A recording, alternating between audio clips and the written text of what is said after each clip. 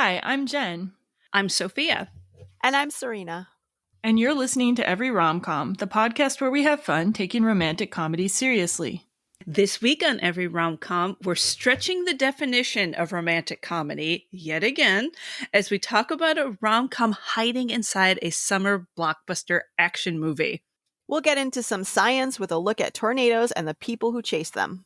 And we'll give some love to a great non-traditional female romantic and action lead as we talk about the 1996 Helen Hunt, Bill Paxton movie, Twister.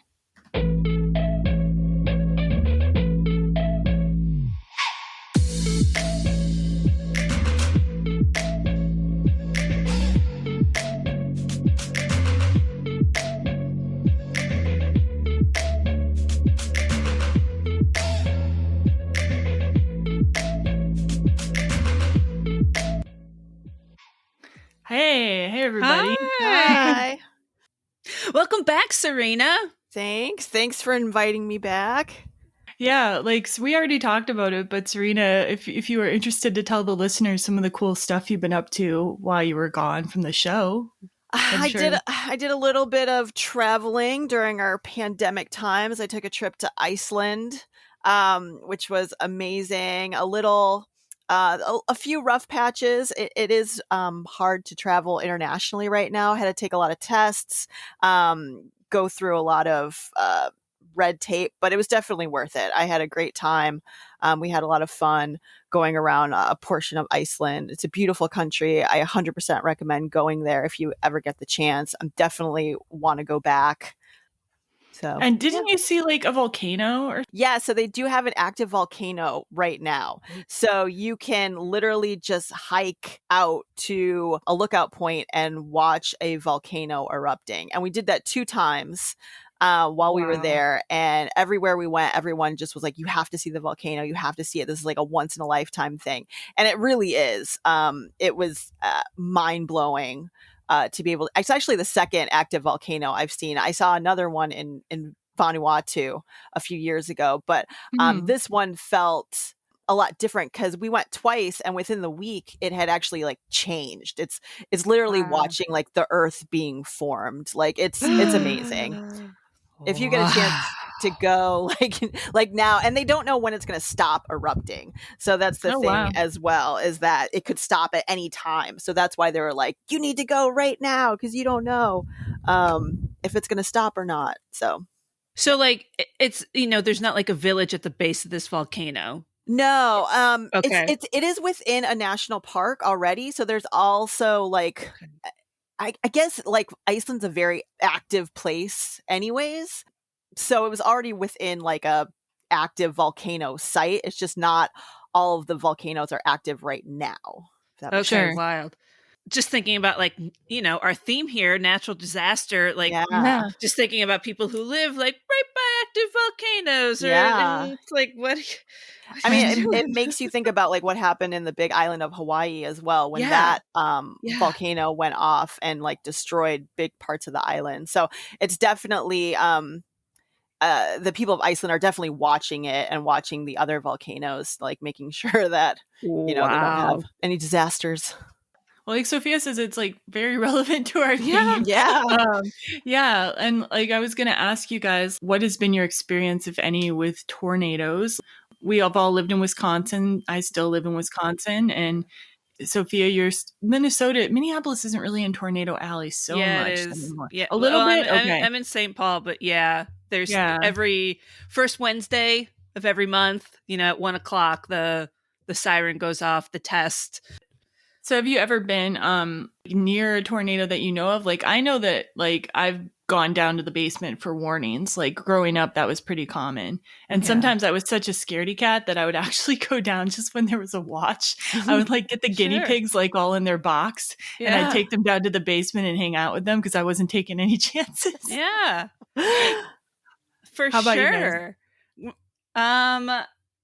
There were close calls. It was, maybe there was a touchdown a mile away, which is not far, but far enough, so nothing is definitely scared as a kid if it got what looked to be serious, Yeah. but actually never experienced tornadoes till I lived in Brooklyn as an because they were two tornadoes that touched down in Brooklyn while I was there. Yeah, Weird. Right. One of them, I was in graduate school and I was getting off the subway from work going to class, and so I get out from the subway and the sky turns really dark and there's like a crack of thunder, and I'm like, oh my god, like storms like that don't seem to happen in New York City. We would joke about that as being Midwesterners. And we're like, man, we just want a real good storm. And like, so I hightailed it to my school, my building, and come to find out that like a few minutes later, this tornado had gone through Brooklyn, and it was like, what? And then it didn't take long. It was only a couple minutes. But then a few hours later, when I came home, like brick had been ripped off buildings, and then it was wild. That was in 2010, but there had been a bigger one in 2007. And that had been the first time in 118 years that a tornado had gone through Brooklyn. So yes. Wow. Yeah. Tornadoes in Brooklyn and hurricanes. So that was something I never wanted to experience, but did. So, Serena, do you remember any like tornado experiences? Like, yeah, I definitely remember having, and the way our house was set up is that we had like an outdoor cellar that we went into, kind of similar to in Twister. Like you had to kind of go outside of the house. It was still like underneath the house, but you couldn't access it from inside the house. So you had to go outside and go in there, and it was like really scary down there, like really scary, like not like a normal basement. Yeah. And I remember having to go down there and being like really freaked out because that's like where the salamanders lived and stuff. Oh my God. Yeah, I remember some pretty like exaggerated like tornado drills in school. I remember that happening. And also later on when I was a camp counselor, we did some pretty extensive like tornado drills like with the kids. And actually we had a couple of like watches or warnings, which was like really chaotic. But I don't ever remember there being any like significant like damage or anything like touching down that affected me personally. Yeah, same. I just remembered too that once I actually had to help evacuate like people into the basement when I was working. I think at Kilwin's Fudge. I remember that. Oh my gosh! I was like, yes. You weren't working at Kilwin's. How do you remember that? I was in town though, either at my parents' shop or something. But I remember that. Yes. Yeah, and I was like getting all the tourists on the street were just sort of milling around, and I was getting them all into like the basement of that tiny little strip mall thing downtown. Oh yeah. Yeah. I remember that well. Yeah. Because we were older. We were a little older. And my only other tornado story, I was traveling through Texas and Oklahoma when I was a kid with my parents, and I'd overslept at the hotel, and my parents were grumbling that I made us late. But then apparently by making us late, we had just missed this like probably a brush with an actual tornado because we were driving in this terrible severe weather. And like later we found out that if we'd left a little earlier, we would have been right in the middle of it. But the severe weather was scary enough as it was. And my mom said that at the time I was screaming, I don't want to die in Texas. Fair enough. And she thought that was so funny. Anyway. Okay, So before we get started with today's episode, normal things. First, like in most episodes, we're going to have a spoiler-free section at the beginning, and then we're going to warn you when we are about to start the spoiler section. We'd also like to remind you that you can follow the podcast on social media. Our Facebook page is Every Rom Com Podcast and Blog. Our Instagram is at Every Rom Com, and our Twitter handle is at Every Rom Com Pod. And as always, you can find the podcast at everyromcom.com. Send us feedback at feedback@everyromcom.com. And if you like what you hear, please rate, review, and subscribe to us on Apple Podcasts. And now, let's listen to a little bit of the trailer for Twister. There is a mystery. Elusive. Unpredictable. Violent. It terrifies most scientists. But for a new breed, the challenge is saving lives. The research is deadly. The laboratory is nature itself. And potentially could be a storm that has a wind in excess of 200 Let's assume the worst at this point. Joe! Bill! It's coming! Everybody underground now! Joe, come on! Get underground! Take cover right now! Joe! Joe, come on! Let's go! Everybody down! Okay, so I cut that trailer way short because the Yeah. whole it's just a visual trailer. It's just like Yeah. storm porn, just like Yeah. nothing but storm images. It's Yeah. like That it's sounded like, 'cause really it- scary from yeah. Dude, I remember when that trailer came out because I was like anticipating that movie. So yeah, and it was like really like good looking like CG and like effects in general. So yeah. Mm-hmm. All right, so that's Twister. Came out in 1996, written by Michael Crichton and Anne-Marie Martin, directed by Jan de Bont, starring Helen Hunt and Bill Paxton. And the basic premise of this movie is we've got Dr. Joe Harding, played by Helen Hunt, is leading a team of Stormchasers who are hoping to get near enough to a tornado to launch an invention into its funnel that has sensors which can measure how a tornado works. And she's motivated to do this because her father died in a tornado when she was a child. Meanwhile, Bill Harding, who used to work with the team and was married to Joe, he arrives to try to get Joe to sign divorce papers along with his fiancée, Melissa. And the day Bill arrives, like it's just coincidentally filled with an unprecedented number of storms and tornadoes. So Bill begins to follow the team at first in order to get the divorce papers signed, but he's gradually drawn back into the storm chasing life and towards the life he once shared with Joe. So some interesting facts about the film. It grossed $495 million worldwide, the second highest grossing movie of 96. Independence Day was number one. And depending on who you ask, it cost 70 to 90 million to make. And Jan de Bont insisted on filming on location in Oklahoma, with some filming in Iowa and Ontario as well. And it was a very physically challenging shoot, including Bill Paxton and Helen Hunt being temporarily blinded by special lights brought in to create a dark sky effect. And they had to wear special dark glasses for days to heal. According to the director on the commentary, Joss Whedon is an uncredited script doctor. And specifically the scene when Bill first arrives to get the divorce papers and we meet Joe and the crew, Jan credits Joss for that scene. And Joss Whedon is also uncredited script doctor for Speed.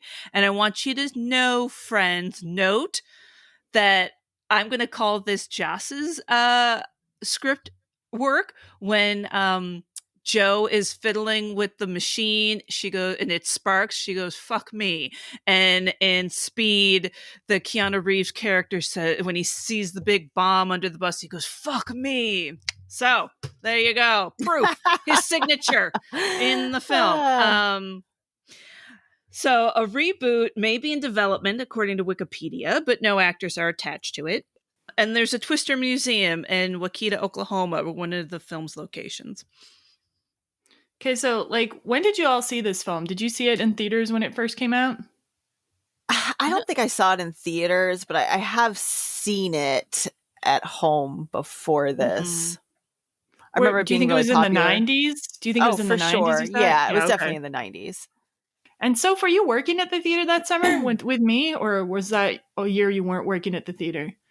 It must have been not, because I feel like I remember the films that I saw over and over and over again. Yeah. And so this wasn't one of them. It must have been Okay, later yeah. on then. If you were working at the Carmike Geneva 4 Theater in 1996 that summer, you would have seen this movie. And because I think it was there, like it opened sometime in May, and I think it was there almost the entire summer, like in one theater. And it was in Theater 1, which was, if you guys worked there, the big theater. The big one. Uh-huh. It was in the big theater for like at least over a month, maybe like 2 months, like, which is unprecedented, probably until Independence Day came out, honestly. And I just remember like that summer, like on my lunch breaks at the theater, like I would have my McDonald's, like they went on the McDonald's run and I'd take my hamburger in the theater and it was almost always the cow scene. And I'm eating the hamburger while a cow flies by on the screen. Like it just seems so that's like one of my defining images from that summer. And it was just one of those movies that a lot of people took their breaks in because like you could pick up at any time. And like, I remember really liking the movie when it came out and I never kind of got bored of it. And I think like having watched it twice in 1 week for the podcast is a bit much, but it's one that I'll rewatch it pretty much once a year, almost by accident. You know, it's just one of those movies that's around. Huh. How about you guys? How's your opinion of it changed? Oh, when I was watching, I was kind of thinking that a young Helen Hunt looked like a young you. What? I saw like a lot of similarities. I was like, oh, it kind of looks like Jennifer. Okay. Well, thanks. She's pretty foxy. Yeah. I saw it when, shortly after it came out. I don't think it was at the theater. And so I haven't seen it since. So I was really interested to see how the special effects held up. So my husband and I watched it together and we had a good time with some things that seemed kind of corny and a little dated. But honestly, the effects, well, we also have to know that it was industrial light and magic. Yeah. But also practical effects. They had a combination. Yeah. Yeah, all of it. Like, I think it holds up nicely. Like, there's not anything so glaringly like, that's dumb. Well, maybe one part, but yeah, you can let us know what that part is later. Yes, I will. Yeah, so overall, good opinion of the movie? Yeah. Mm-hmm. Cool. Yeah. So, like, we'll go over the cast and crew really quick, in brief. So, let's see. The director is Jan de Bont, as we mentioned. He's originally from the Netherlands, and he has only 5 directing credits. He's actually mostly known as a cinematographer, but he has like 64 cinematography credits, including Die Hard. Prior to Twister, he had directed another action film with a rom-com element, Speed. So, like, if I had to pick, like, 2 movies that almost perfectly balance action and rom-com, it would probably be this and Speed. And when I was thinking of double feature recommendations, Speed was the first thing that came to mind before I knew that Jan de Bont had even directed it. Same. So I think that's kind of cool. And post-Twister, Jan de Bont directed Speed 2 Cruise Control, and he also wrote it. I've never seen it. I heard it was terrible, but now I kind of want to see it. Have you guys seen Speed 2 Cruise Control? No, because it was terrible. It was Now I need to see it, I think, just to like see what Jan de Bont's up to. He also directed The Haunting and Lara Croft Tomb Raider, The Cradle of Life. So the writers for this were Michael Crichton and Anne-Marie Martin. Michael Crichton's books have sold over 200 million copies, and he does have a medical degree, and a lot of his books and screenplays are sci-fi technology based. A lot of them are really familiar to us. He wrote and directed Westworld.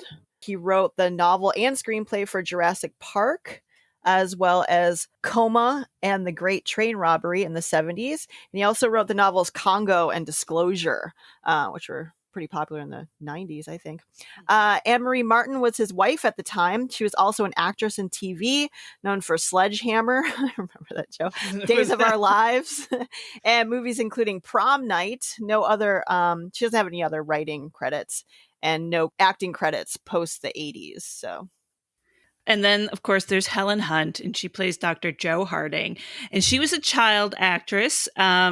According to IMDb, she started acting at the age of 10 and did a lot of TV work. And her father is Gordon Hunt, described as a respected director and acting coach. And pre-Twister, movies include Girls Just Want to Have Fun, Peggy Sue Got Married. She plays Peggy's daughter. And best known for the TV series Mad About You, which started in 1992.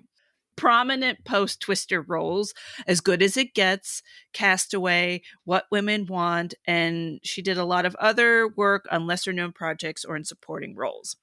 She won Best Actress in 98 for As Good as It Gets and 4 Emmys for Mad About You. She also has 13 directing credits, mostly TV, has also wrote, directed, and starred in 2 features, Ride, a surf movie with romance with Luke Wilson, and Then She Found Me. It's a comedy drama romance with Bette Midler, Colin Firth, and Matthew Broderick. Cool. Okay, so I'm going to introduce Bill Paxton, who's like, oh man, I'm so sorry that he's dead because he's just I like, know. he's awesome. Like he plays Bill Harding. Bill. I love it when actors play characters with their name. It's always funny to me. Anyway, his first IMDb credit was in 1975, and his dad is also listed as an actor and producer, but Bill Paxton's IMDb credits actually predate his father's. So I don't think it was like one of those situations like Helen Hunt where their parents maybe got them into the industry. I think maybe his dad got in after he got in. Some of Bill Paxton's pre-Twister roles include Weird Science, Aliens, which like I'm sure is one of the things he's most famous for, like game over, man, game over. He was also in the vampire movie Near Dark. He was in Next of Kin, and the only reason I mentioned this one is Helen Hunt is also in that one, so they'd acted together before. He was in Predator 2, One False Move, Tombstone, True Lies, and Apollo 13. And then after Twister, some of his notable roles include Titanic, A Simple Plan, Big Love, the television show, Edge of Tomorrow, and Nightcrawler. And he's also done some writing, and he directed a crime thriller called Frailty and a historical golf movie called The Greatest Game Ever Played. So with Shia LaBeouf, I saw like the trailer for it. Yeah, it seemed really random. But unfortunately, Bill Paxton died in 2017 at age 61 of a stroke following a surgery. And yeah, like he'll be much missed. So sad. Some of the other actors and actresses. We have Jamie Gertz. She played Dr. Melissa Reeves. She's previously known as Star in The Lost Boys. I couldn't place where I knew her from. Exactly. And then I saw that and I was like, oh, yeah. And Solar Babies. She she also tried out as a rom-com lead in early 90s projects like Jersey Girl, not the Kevin Smith one, and The Boyfriend School, which I have not seen either of those. Yeah, they both kind of disappeared. I guess they decided she wasn't a romantic lead. Yeah, I guess so. She has continued acting, and she's in a lot of TV. Okay, guys. Cary Elwes. What? He plays Dr. Jonas Miller, aka the evil meteorologist, and he's a foe of our protagonists here. And so we're just going to talk briefly about him because we're going to go into depth when we cover Princess Bride, because yes, we will. And so other than Princess Bride, he has a very eclectic career, including everything from The Crush to Bram Stoker's Dracula to Robin Hood Men in Tights to Saw and the recent Black Christmas remake. And he has like 8 things in post-production at the moment. Yeah, I think Cary Elwes is having a comeback a little bit. Like, I Yeah. don't know. He's always been working, but he's kind of been in the periphery, and I think he's coming back. Yeah. And then Philip Seymour Hoffman. I know. So, Serena, didn't you say you forgot that he was in this one? I did. Yeah, I totally forgot until he came on. I was like, oh, yeah. That's when he was playing those really like memorable co-star roles where he was like, in, Boogie Nights and Talented Mr. Ripley. And it was, you always remembered him because he played such great like supporting roles. Exactly. Yeah, and like this is the first time I noticed, like he'd been in other feature films before Twister, but Twister's the first one like I remembered his character though when he played Dusty. And it's like a character that could have easily been really forgettable, but he makes him so memorable. And he's so much of the comic relief. And the same year that he did Twister, he appeared in Paul Thomas Anderson's first feature film, Hard 8. And that was kind of a critical breakout for him. And that, of course, led to his next critical breakout, like as you mentioned, in 1997's Boogie Nights. Like that is when he kind of became really mainstream, I think. And then from 1998 on, he was just like everywhere. Like he played a really important role in the movie Happiness, directed by Todd Solondz. He's in The Big Lebowski, The Talented Mr. Ripley, like you said, Almost Famous. Love that. And he won an Oscar for the movie Capote, playing Truman Capote in 2006. And then he was nominated 3 more times for Charlie Wilson's War, Doubt, and The Master. And then like soon before he died, he had taken on the role in The Hunger Games, and he appeared in Catching Fire and Mockingjays Part 1 and 2. And sadly, very sadly, he died in 2014 at the age of 46 from a drug overdose. And I think like he was one of the best actors of our lifetime. And I just like, and I appreciate him in any role. And like some people might think that this role in Twister is like a small thing, but like I think it takes a lot to make that. He's always there. He's always inhabiting that role in the movie. And it's so important to kind of liven it up. Yeah, I spent yesterday like just reading about when he passed away, and then just thinking about his kids, and just like getting really sad about it. Yeah, and just remembering Mr. Philip Seymour Hoffman. I remember it being affecting a lot of people that I didn't think like he would have even cared or like followed his career, that were like really upset by his passing. And I was like, wow, he just really, I guess he just had such a presence and you didn't even really think about it. So moving on, we have Lois Smith, played Meg Green, or Aunt Meg. She's been in a lot of things. She's very familiar when she comes on screen. Her first IMDb credit is in 1951. Some other notable projects are Fried Green Tomatoes, Minority Report, How to Make an American Quilt, and True Blood. And apparently she's going to be in Wes Anderson's upcoming The French Dispatch, which I'm really excited to see when that finally gets released. She's like 91 years old. And she's been acting forever, and she's done stage work, and like, yes, Lois Smith. I love that. 91. Wes Anderson. You know, like, love that. Okay, so before we get into the movie today a little more, I just wanted to talk about why Twister. So Twister, why Twister on this podcast about romantic comedies. And I was trying to think of summer rom-coms, like for our summer series. And Twister just kept coming up in my mind as like a movie that reminds me of summer, but also like a movie that I remember a lot for its romantic content. And like, while it's not technically a rom-com, like nobody would classify it as such, there are a lot of rom-com elements inside the movie. And it made me think about like how many action movies, like really one of the most memorable things about them are their like romantic couple. So some other examples of that: Han and Leia in Star Wars. Indiana Jones like always has a romantic interest in all of his movies. The story of Robin Hood and Maid Marian, like Armageddon, the Jurassic Park movies. There's all these, and even the MCU, the Marvel Cinematic Universe. There's so many love stories tied up in that. When I was a kid, like I loved romance, but there were so few of them. But I was always like into whatever couple was in whatever action or sci-fi movie I was watching. I was always like shipping the couples and like really loving that aspect of the movie. Like Empire Strikes Back for me, my brother was all about Yoda and Dagobah, and I love that part too. But I was all about Han and Leia and like and being interrupted by C-3PO. So yeah. So you guys have any like favorite action rom-com or not action romantic couples? What kind of came to mind for me is, again, bringing up, you know, the new Star Trek reboots. Yeah. You know those? And so they did like this love thing between Uhura and Spock. That's right. Which I found really fascinating. Like, I don't know. It was just such a weird combination. And they had there was a lot of comedy that went along with that relationship that I don't know. I always loved. And it was never something like I had thought about, because I guess there was like romance in the original Star Trek, but it's more like, you know, Captain Kirk with like a green space alien. You know what I mean? Like it didn't have that depth. Green space. It wasn't that like depth that they were exploring with like Spock and Uhura. And I don't know. That's what came to mind when you said that. Yeah, for sure. We talked about Speed. I love that film for that relationship with Keanu Reeves and Sandra Bullock. Their chemistry is so hot. Oh yeah. So that's a good one.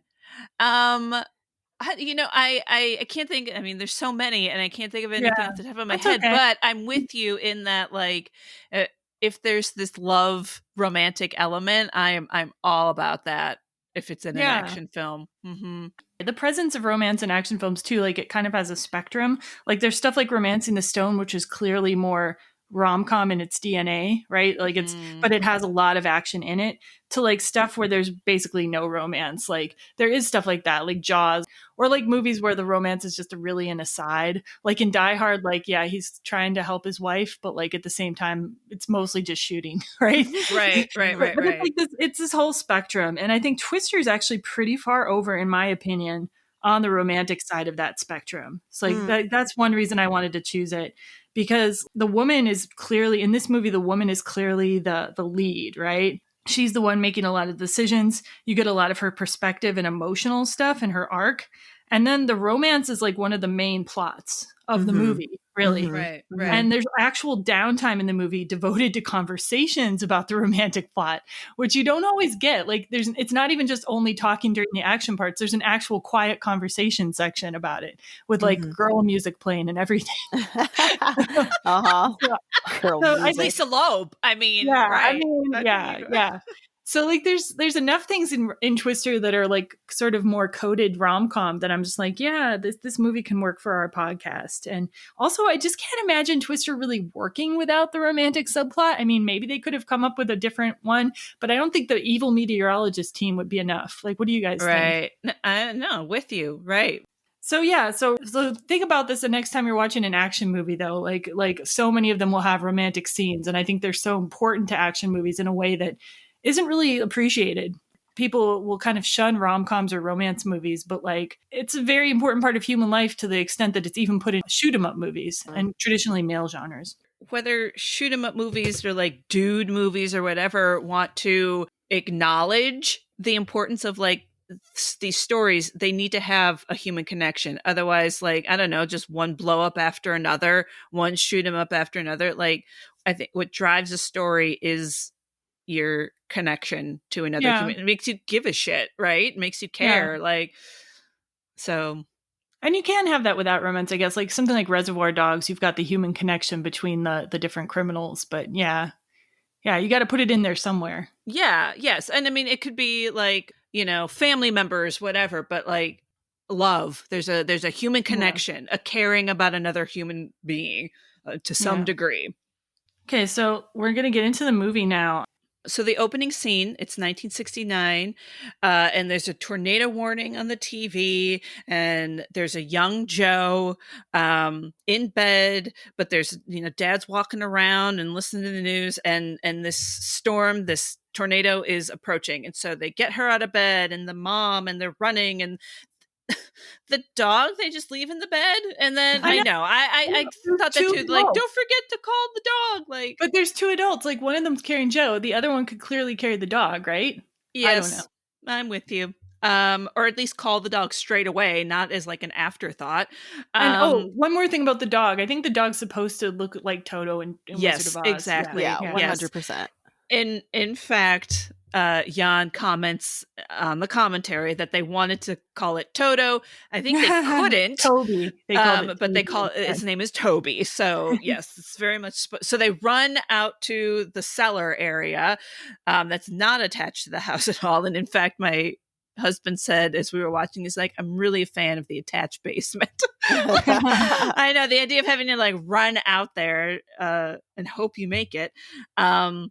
So that, okay, there are a few problems, I agree. Like they get down to the cellar and the dad bolts the cellar door, but it's starting to rattle. Like the storm is coming and the wind is coming. So he goes to hold on to it and he's holding on to it. And I'm thinking the whole time, you wouldn't do that. Like you wouldn't try to hold on to it.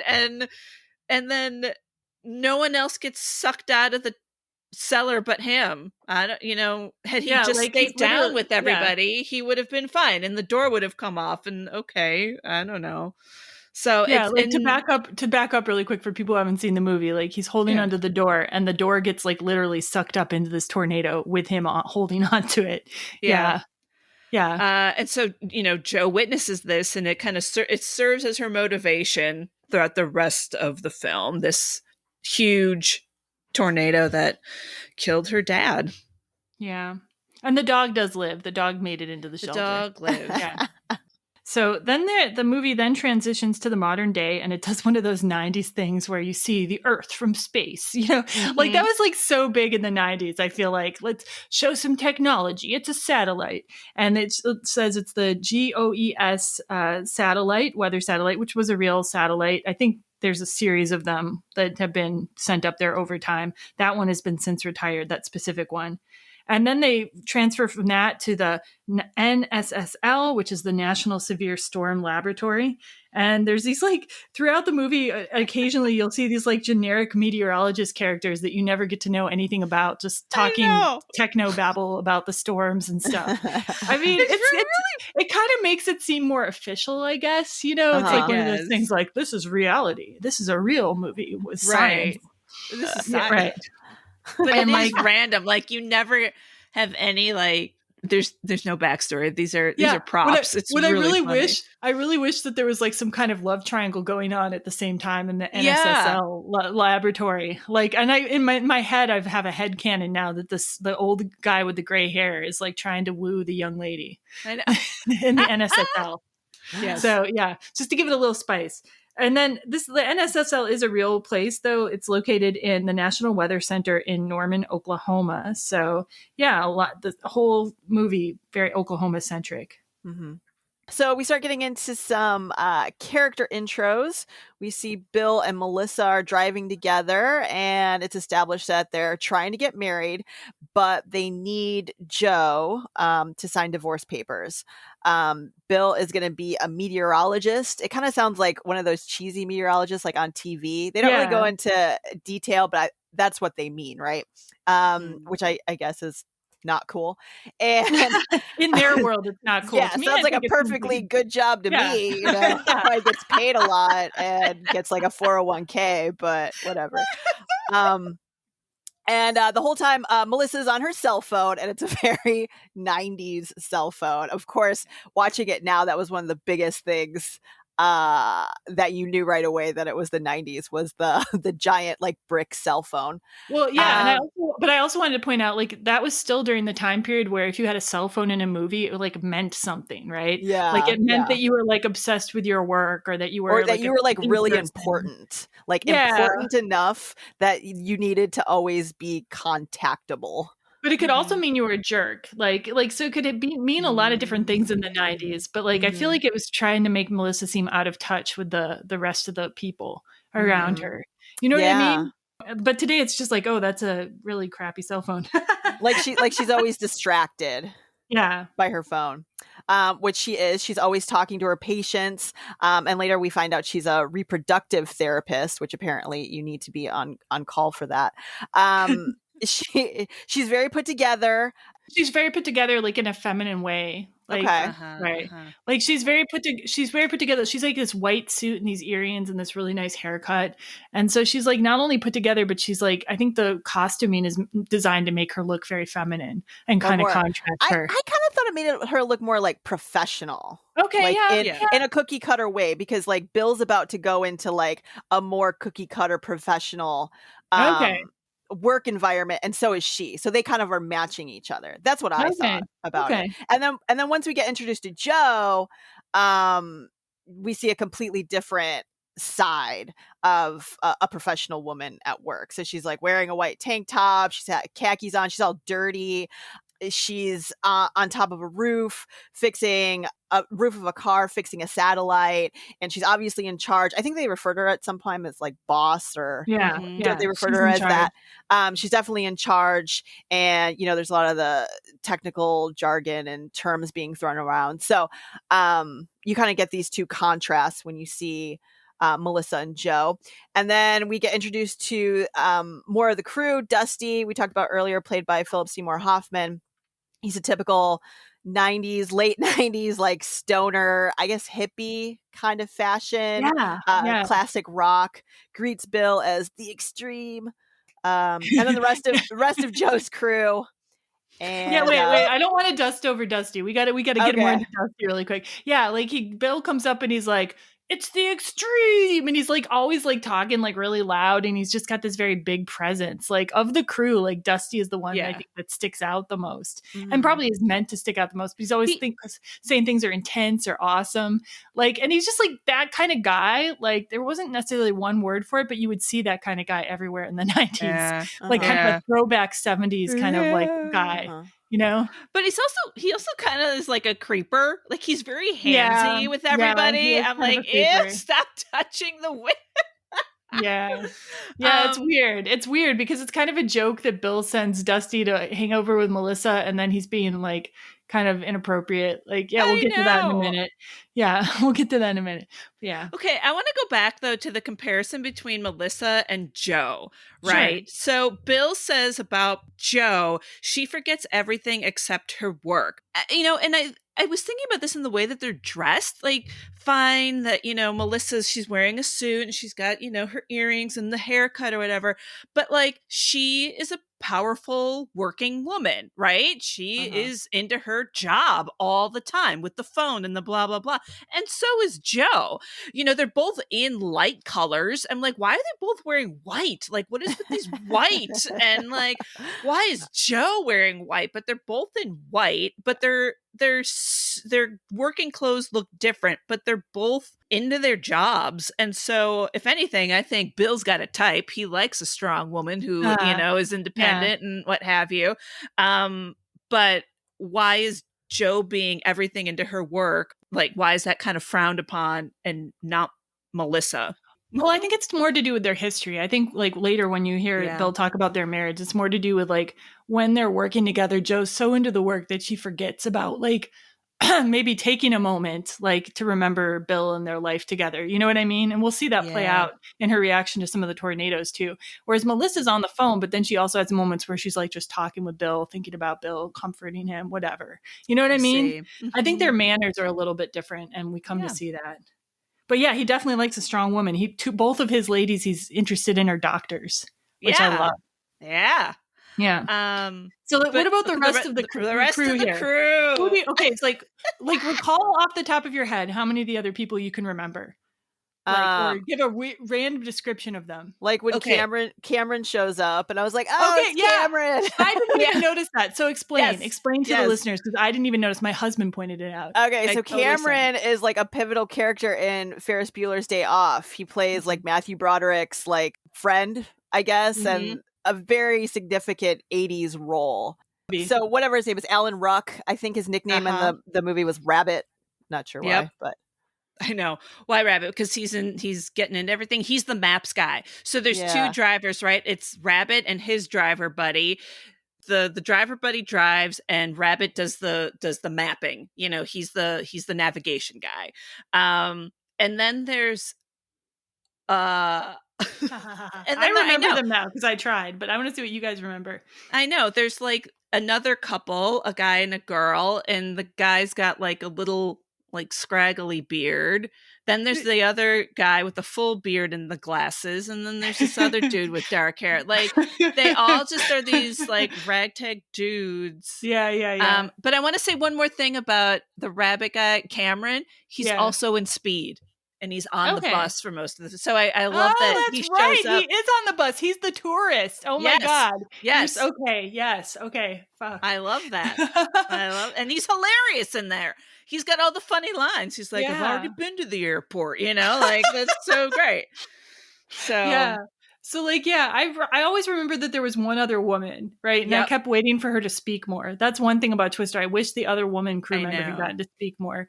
But and then there's like one of the beardy guys is like kind of very sophisticated seeming and plays classical music and shit. And the other beardy guy seems to be like their intern from the local college or something. And he later shows up in Lost. So but one thing that Jan de Bont said is when he was casting this, like he wanted all these actors to seem like real people, like that you could just run into, like kind of nerdy, like sciencey people, like not like famous actors. He wanted a crew of just like regular people who would kind of blend in and seem like a team, and they totally do. Yeah, they do. It's just like really only Dusty makes like a huge impression, and I guess if you recognize Cameron, which I failed to, totally recognize him. I love him. I love it when he shows up in places too. I'm like, yay. Then the setting and situation we're in Oklahoma. And like Joe tells them, it's the biggest series of storms in 12 years. And like some people thought like that it was unrealistic for there to be so many storms right in a row, but apparently that's actually true to life, that you can have a storm system that produces like numbers of powerful tornadoes in the same day. So that is actually pretty accurate. And I looked up some general tornado facts just to get us started for the movie. So the US is home to the majority of the world's tornadoes, and they're mostly in the central United States, which is named Tornado Alley. Oklahoma has the record for the largest and the strongest tornadoes ever recorded. In 2013, there was a tornado recorded, which was 2.6 miles wide in El Reno, Oklahoma. Whoa. And in 1999, a tornado with winds of 300 miles per hour was south of Oklahoma City. So Oklahoma has some tornadoes that mean business. The average tornado can be a few hundred feet wide, but they can be as small as just the width of a car, and they can be a mile or more wide. And apparently wind speed is actually much more important for predicting what damage is going to be than size of the tornado is, because there can be big tornadoes that are pretty weak and but small ones that are hugely powerful. And according to the CDC, in 2020, 76 people died in the tornado season and hundreds were injured. So if you're not in the correct shelter, these can be really dangerous. So before we get to the tornadoes in the movie, though, we're all hanging out, and Bill's trying to get Joe to sign the divorce papers. And through this, Joe finds out that he's getting remarried. So she is procrastinating on signing the divorce papers. And meanwhile, Melissa is with Dusty. And I've got a little clip of some of what Dusty considers appropriate conversation right here. The Suckzone. It's the point, basically, at which the twister sucks you up. Anyway, the Suckzone. Suckzone. I actually looked up, because I have weird thoughts late at night. I looked up whether there was a pornographic movie called the Suckzone, because if there's ever a twister pornographic movie, it has to be called the Suckzone. That's all. Did we lose Serena? Is she gone? No. So she just doesn't find my juvenile humor funny. So is there? No, I couldn't find one. No, but if there ever is one, that's you got your title. Because the Suckzone, man. So yeah, Dusty is kind of a creeper here. I don't think it would play as well today, but in the 90s, it was just funny. Yeah. It's still funny to me because Dusty seems harmless to me, but I think maybe it would depend. Maybe in a movie he seems harmless, but in real life, I don't know. What do you guys think? Yeah. I mean, I just think I think it's definitely generational. I think the older you are, I think the more inclined to accept sexual harassment you are. But do you think he's purposely trying to sexually harass her, or he's just clueless? Because I fall to clueless on this one. I think he's just the difference? Well, intent. I think. For me, somebody's intent does matter to me, because if somebody's obviously trying to corner me and do something to me with their body, that would worry me. But he's loves Bill, he worships Bill, and Bill's right there. So I don't think he's actually trying to touch Melissa in inappropriate ways. I think he thinks this is just appropriate conversation because he's used to hanging out with a bunch of dudes. You know what I mean? Mm-hmm. I don't know. That's my theory on Dusty. Other theories? Okay, it's a good theory. I'll go with it. Yeah. I mean, I like him. I think it's a great character. I think it is a great 90s character, but like you said, I don't think it would hold up very good now. Yeah, for sure. Or if it did, she would say something back. She would be like, don't fucking touch me, or don't talk to me right, that. Where, Melissa's is visibly uncomfortable. But doesn't say anything. Wants to be polite because these are her new fiance's friends. Right. For sure. Right. It's an interesting dynamic at any event. Mm-hmm. And so then Joe, as soon as he finds out that he's marrying Melissa, she wants to meet her. And in doing so, Joe and Bill explain what Dorothy is to Melissa. And Dorothy is their invention. So one of the main goal for them in the movie is that they want to launch this invention, Dorothy, into a tornado. And it has sensors inside it that can take readings inside the tornado. And their goal is then to design a better tornado predictions and warning system based on the data they receive. So that's, you get the exposition because Melissa's there and doesn't know anything about it, which is really efficient. And just wanted to put in, Dorothy is based on a real invention called TOTO, or Totable Tornado Observatory. And it was a 55-gallon barrel used to measure storm data. And it was deployed similarly to in the movie. But it wasn't, in real life, it wasn't very successful. They had a lot of failures to like get it in the tornado's path. And it was also like a safety issue getting into the tornado's path. So they stopped using that in 1987. But there are smaller sensors and instruments like that they deploy today. And there was a project called Vortex 2 in 2009 and 2010. And that was able to use multiple devices to study a tornado before it started and during it. And so they've gotten a lot of data from that. So I thought that was really interesting to learn about that, actually. That like the movie invention looks just kind of like the real invention did, like a big barrel with a bunch of these tiny sci-fi looking sensors inside of it that all pop out in theory. Okay. And then in terms of warnings, like I wanted to know also, like Joe and keeps talking about how there's not enough warning for the tornadoes and we need to get it so that people have time to get to shelter, right? Mm-hmm. So I looked up what is the average warning time right now. And according to the National Weather Service, the average lead time for a tornado warning today is 9 minutes, and they want to get it to 13 minutes.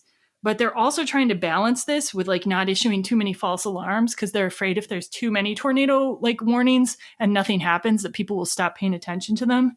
Right. So it's kind of a balancing act. And just for our listeners who did not grow up in a tornado area, a tornado watch indicates conditions that are prime for a tornado to form, whereas a tornado warning is when one has been spotted by either an eyewitness or radar. So, and tornado warnings are just incredibly important for saving lives because you can pretty much survive tornadoes if you can get to appropriate shelter. But if you don't, then, good luck, depending on the size of the storm. 9 minutes. Okay. Yeah. Like that's average. Like, but it's they could probably make a better, like a better time. But like they said, they're trying not to have like false alarms. So yeah. That makes very good sense.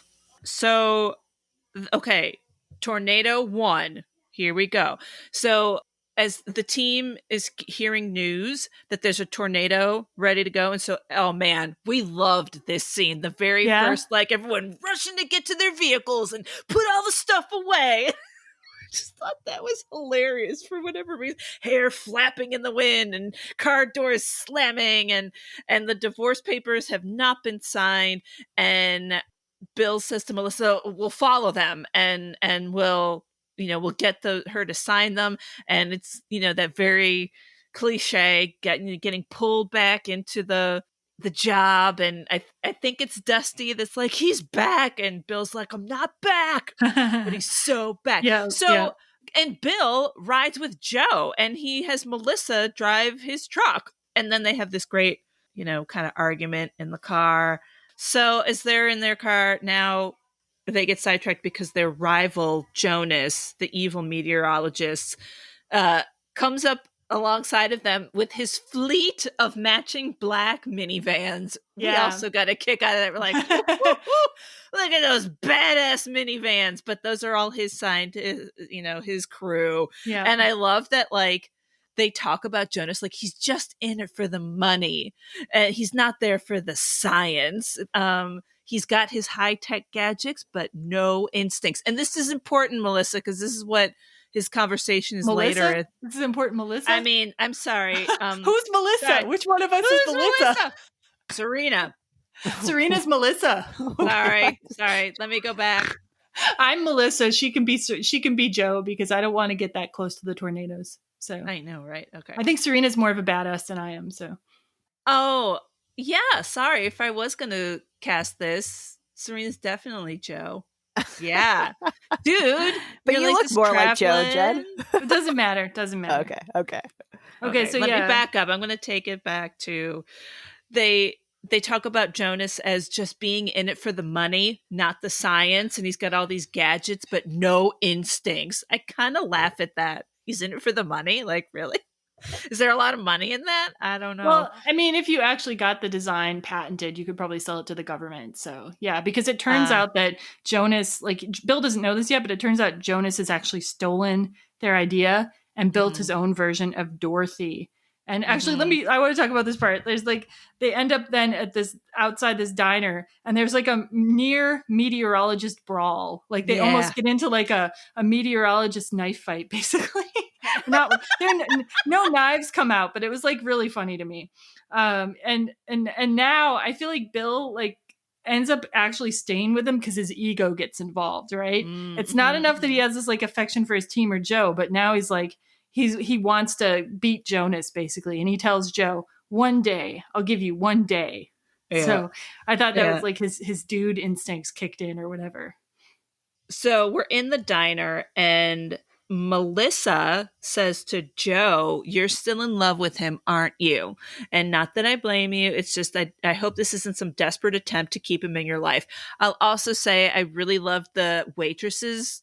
They cut to the waitress, and she like looks at their conversation, and then they cut back.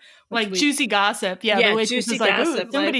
Somebody's got an interesting situation. I'm going to listen in. Yeah. And actually, like, you could think that this was kind of like a bitchy thing for Melissa to do, but it didn't come off that way to me, really. Like, Melissa's just, like, I like her demeanor, you know? I don't think I liked her character much when I first saw the movie, but then when I watch it now, I'm like, she's being pretty cool about it, really. Yeah. And she's also accurate. Like, Joe is totally still into him. Yeah. So, Serena, you were wondering if Jonas is coming on to Joe at this point. Like, they've got some back history, because Joe says something to the effect of like, nothing ever changes. And I believe because Jonas comes up to Joe and he's like, what's Bill gonna do? You know, he has no instincts. So he's relying on Bill's instincts. Exactly. And that's what Joe's referring to. Something's never changed. Like, Jonas is always going to be following Bill because Bill has the gut. And he relates to the storm. He can, he feels it. And he does that like several times, right? Like, we get this great shot of Bill being outside and picking up the dirt. And, what is that about? I tried looking that up. I could not find any. Like he's some sort of like Native American shaman or something. And I couldn't even find any old wives' tale about picking up like earth and like it telling you about a tornado. Like, fine, yes, the wind is going in that direction, but what does that have to do with like a tornado coming, or I don't know? And he's getting. That's the only thing I could think of, is that like he was picking up the dirt to see which way it was going to blow. Right. Yeah. But I don't know. But then he it was a cool shot. Mainly, basically looking at the sky. Mysteriously. He looked very in touch with his with the earth at that point. Yes. Yeah. Yeah, he's one with the storms, one with the tornado, and and they show that later on when they're chasing this storm, and all the radar saying it's going this way, but then he slams on the brakes and he takes a turn because he can see that it's changing direction, and it's like, okay, sure, I don't know. Sure. Yep. So that's the scene. So the tornado's coming, and they all run back, and Joe and Bill are bickering in the car. Wait, before we talk about that, so when they get on the way to the tornado from the diner, so when they get on the way to the tornado, when it's coming again, and on the way from the diner, they're all listening to different music, and they're all just getting like super hyped. Like Dusty's got some kind of classic rock, which I should probably recognize. I think it was purple, deep velvet, purple, deep purple. What the hell's the band's name? Do you know what I mean? I don't know. Yeah. But anyway, he's got classic rock. The sophisticated guy's got the William Tell Overture or whatever. And then the other couple is like singing Oklahoma together in their car, which is kind of cute. But everyone's like super pumped like about this tornado coming. And like, and Joe and Bill are bickering. And this is kind of where you kind of understand like what the possible breakdown of their marriage was in their eyes.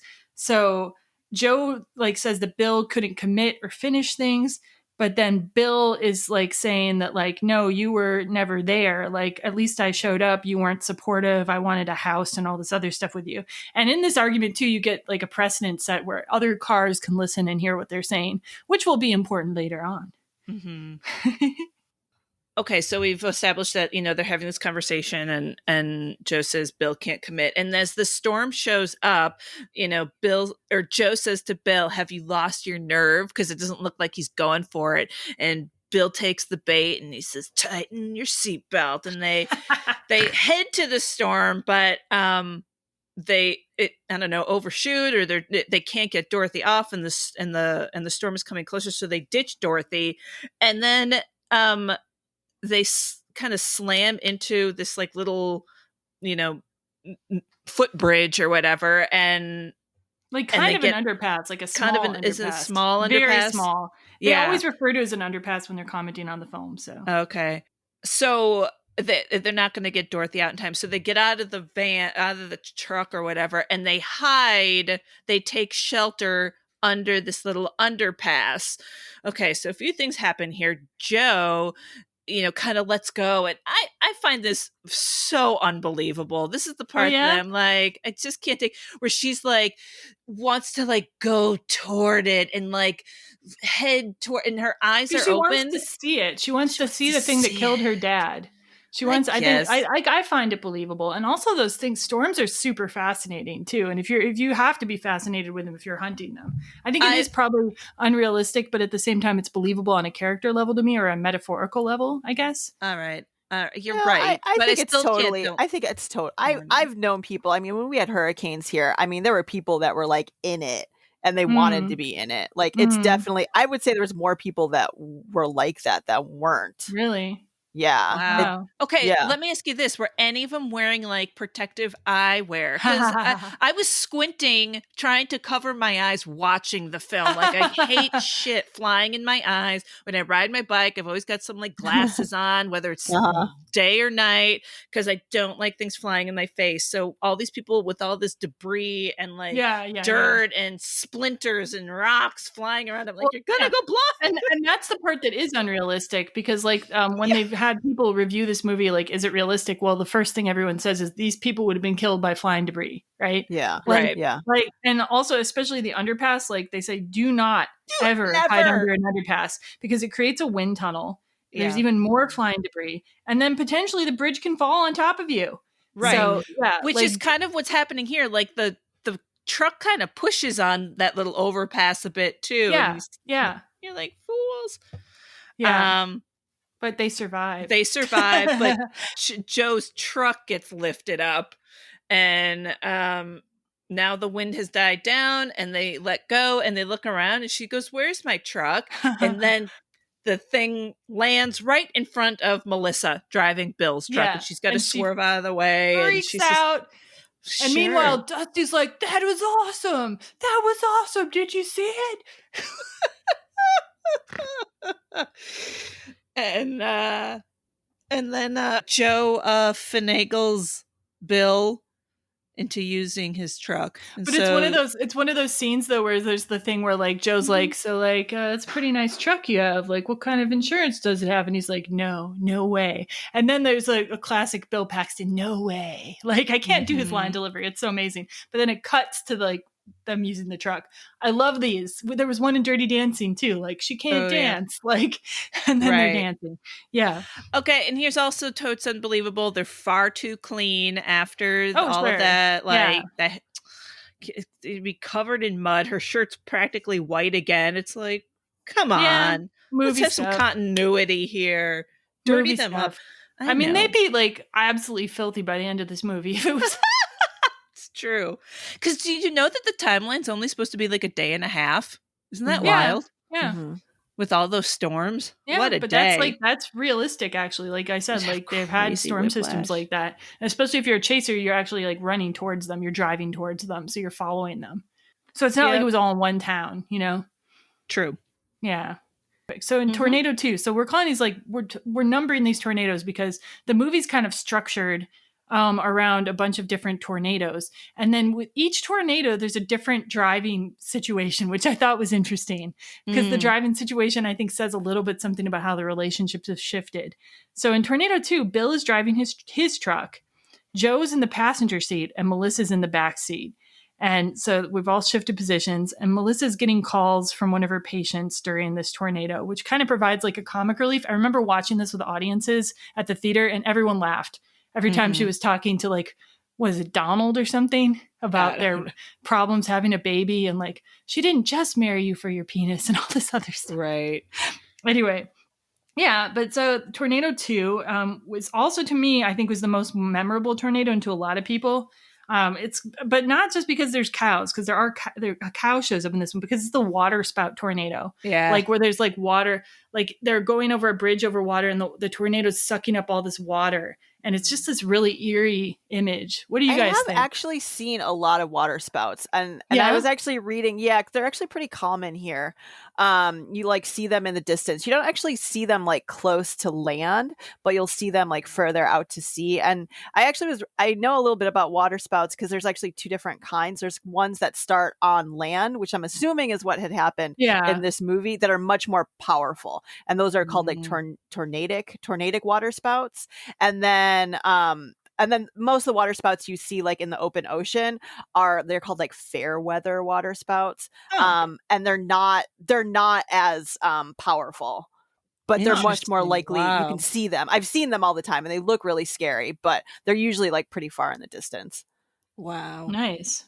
Yeah. Okay, so I'm gonna play a clip now of like they're driving towards this water spout tornado. That's probably not. You're probably tornadic water spout. Yeah, like, I'm trying to use the real terminology. Anyway, this is this big scene, and this is the one I was always ending up watching on my break. So, Jesus, Bill, I've never seen flooded like this. I don't think anybody has.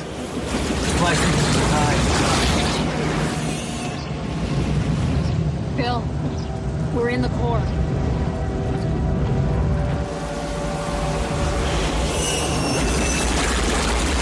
Okay, we got sisters. My God. Yes? Julia, I can't talk to you right now. We're right under the flanking line. I realize that. You can't attack this thing from the south. We're gonna get rolled. Watch me.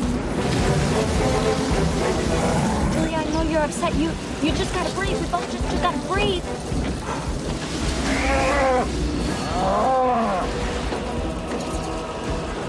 Cow.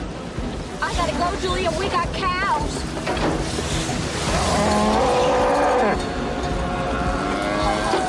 Another cow. Actually, I think that was the same one.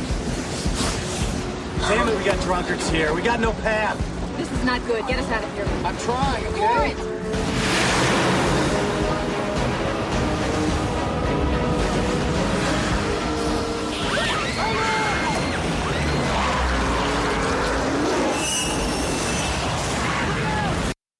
yeah, I wanted to keep that clip going because I just wanted people to hear some of the cool sound design, because a lot of thought went into the sound design for this movie. Apparently, for each tornado, they tried to get different sounds and different looks. And I think you can really feel that, you know?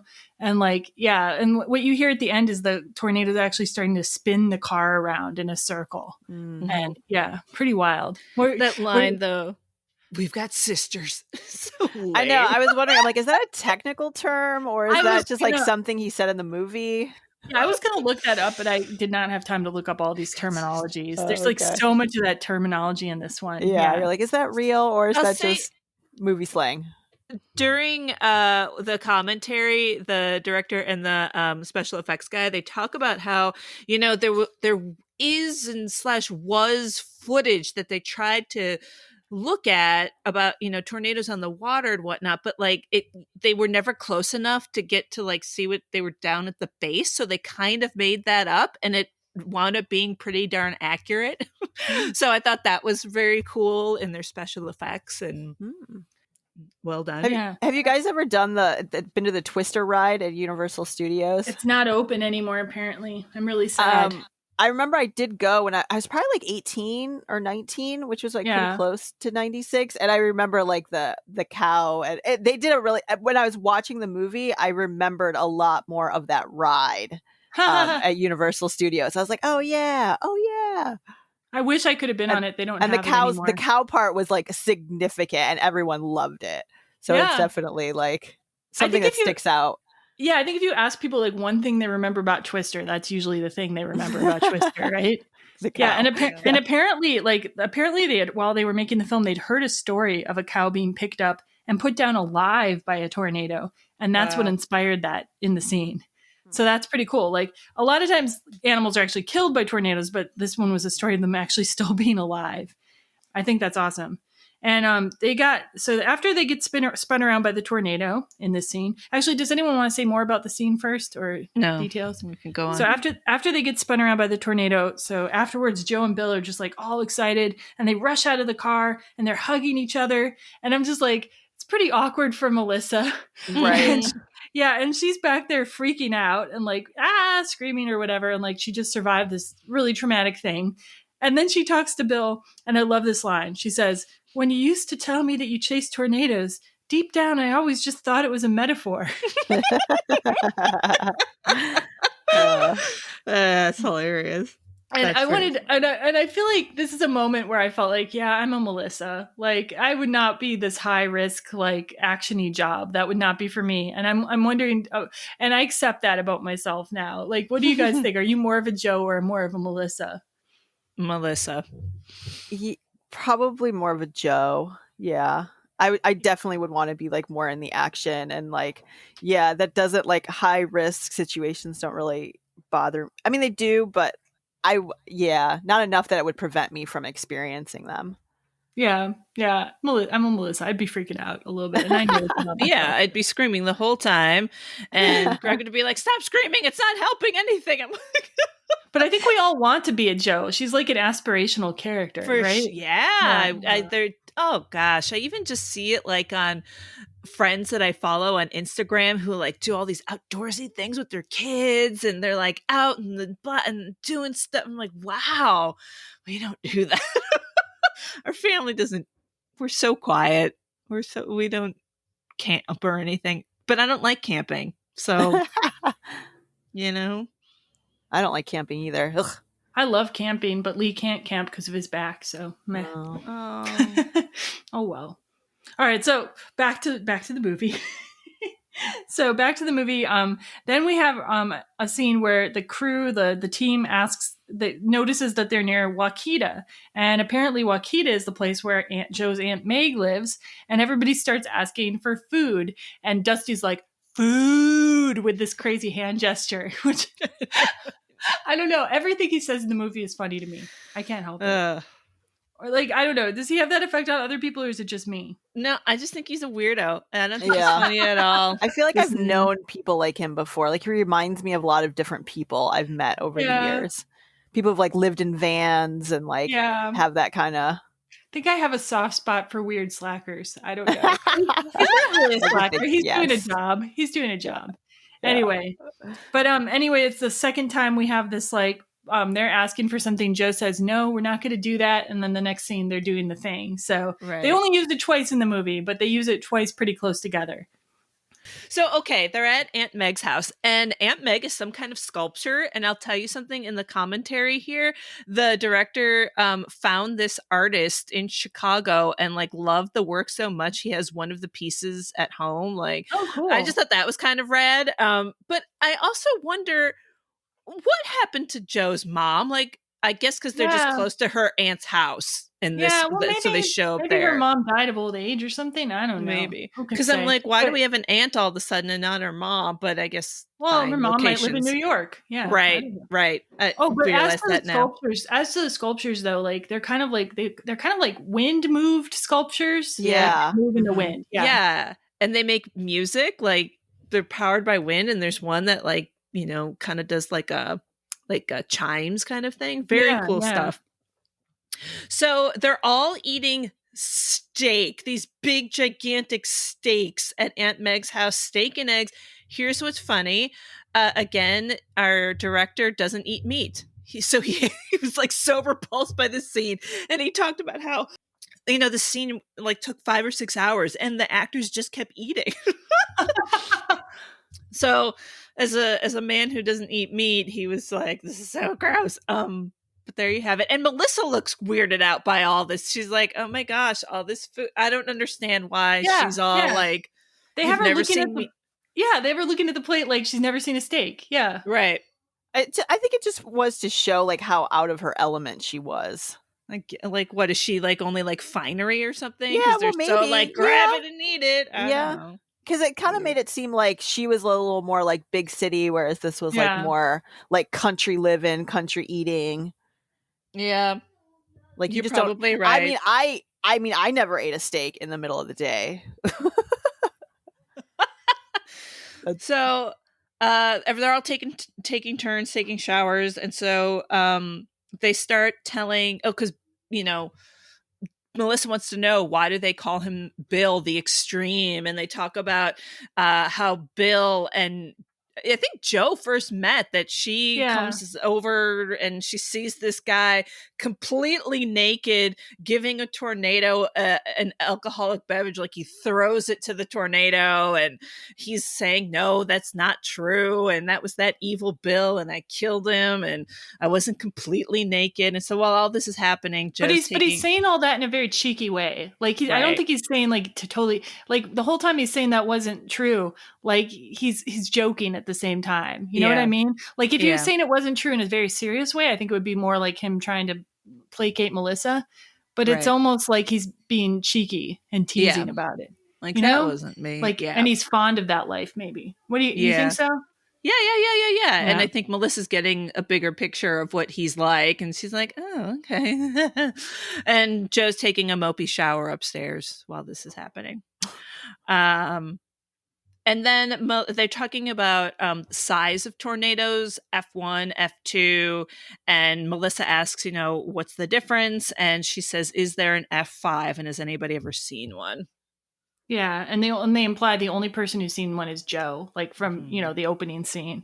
And then I just wanted to talk a little bit about the scale they're talking about for the F ratings, the Fujita scale, because it's pretty interesting. So there's the Fujita scale is the original one, and then there's the enhanced Fujita scale.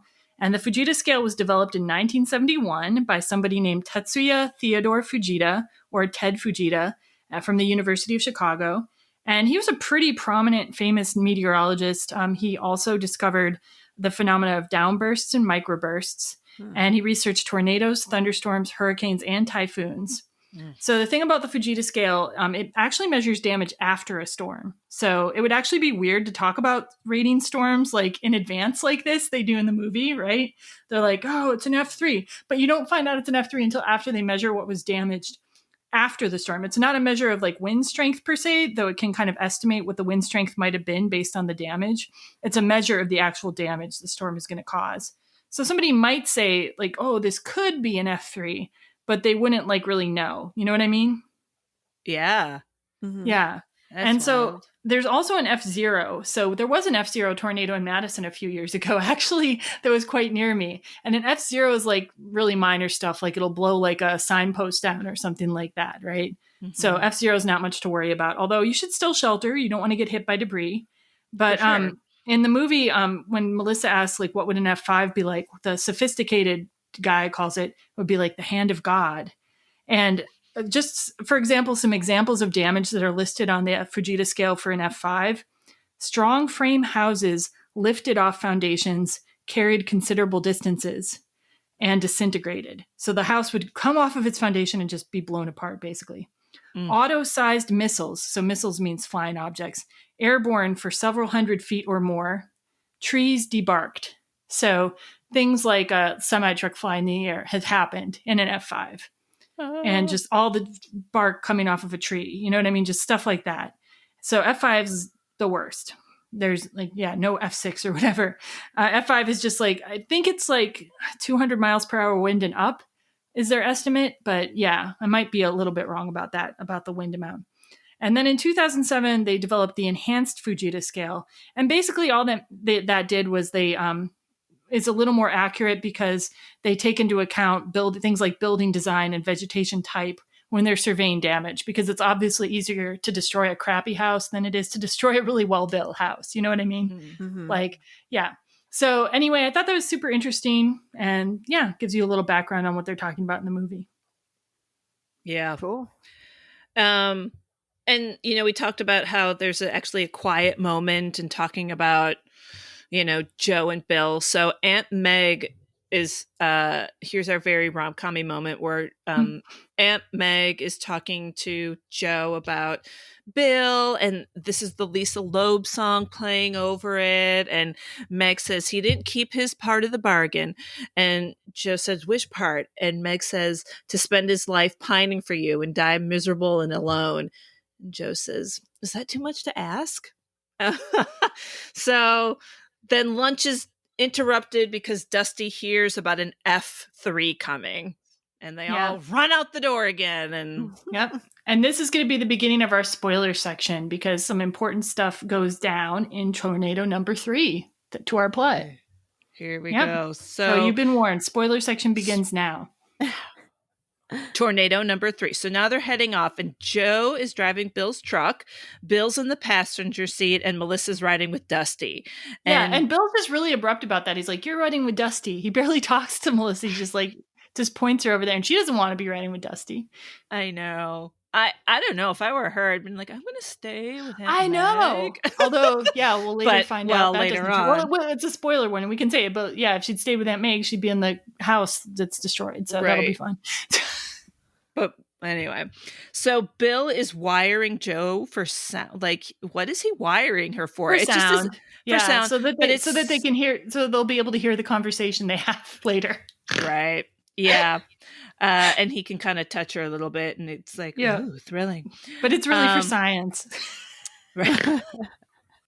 And I actually want to talk about this part. So while they're this tornado, you can't really see it. Like they're trying to look around for it. But while looking for the tornado, the maps guy, Cameron, he's Rabbit in this film. Yes.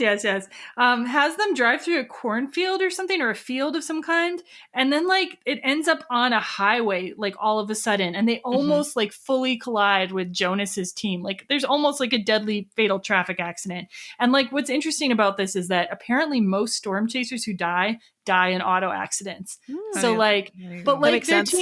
their team is still portrayed as like the good guys, even though they almost killed Jonas's. You know what I mean? Yeah, that was a little off to me. I mean, in the movie when I was watching it originally, it didn't occur to me, but now I'm looking at it, I'm like, come on now.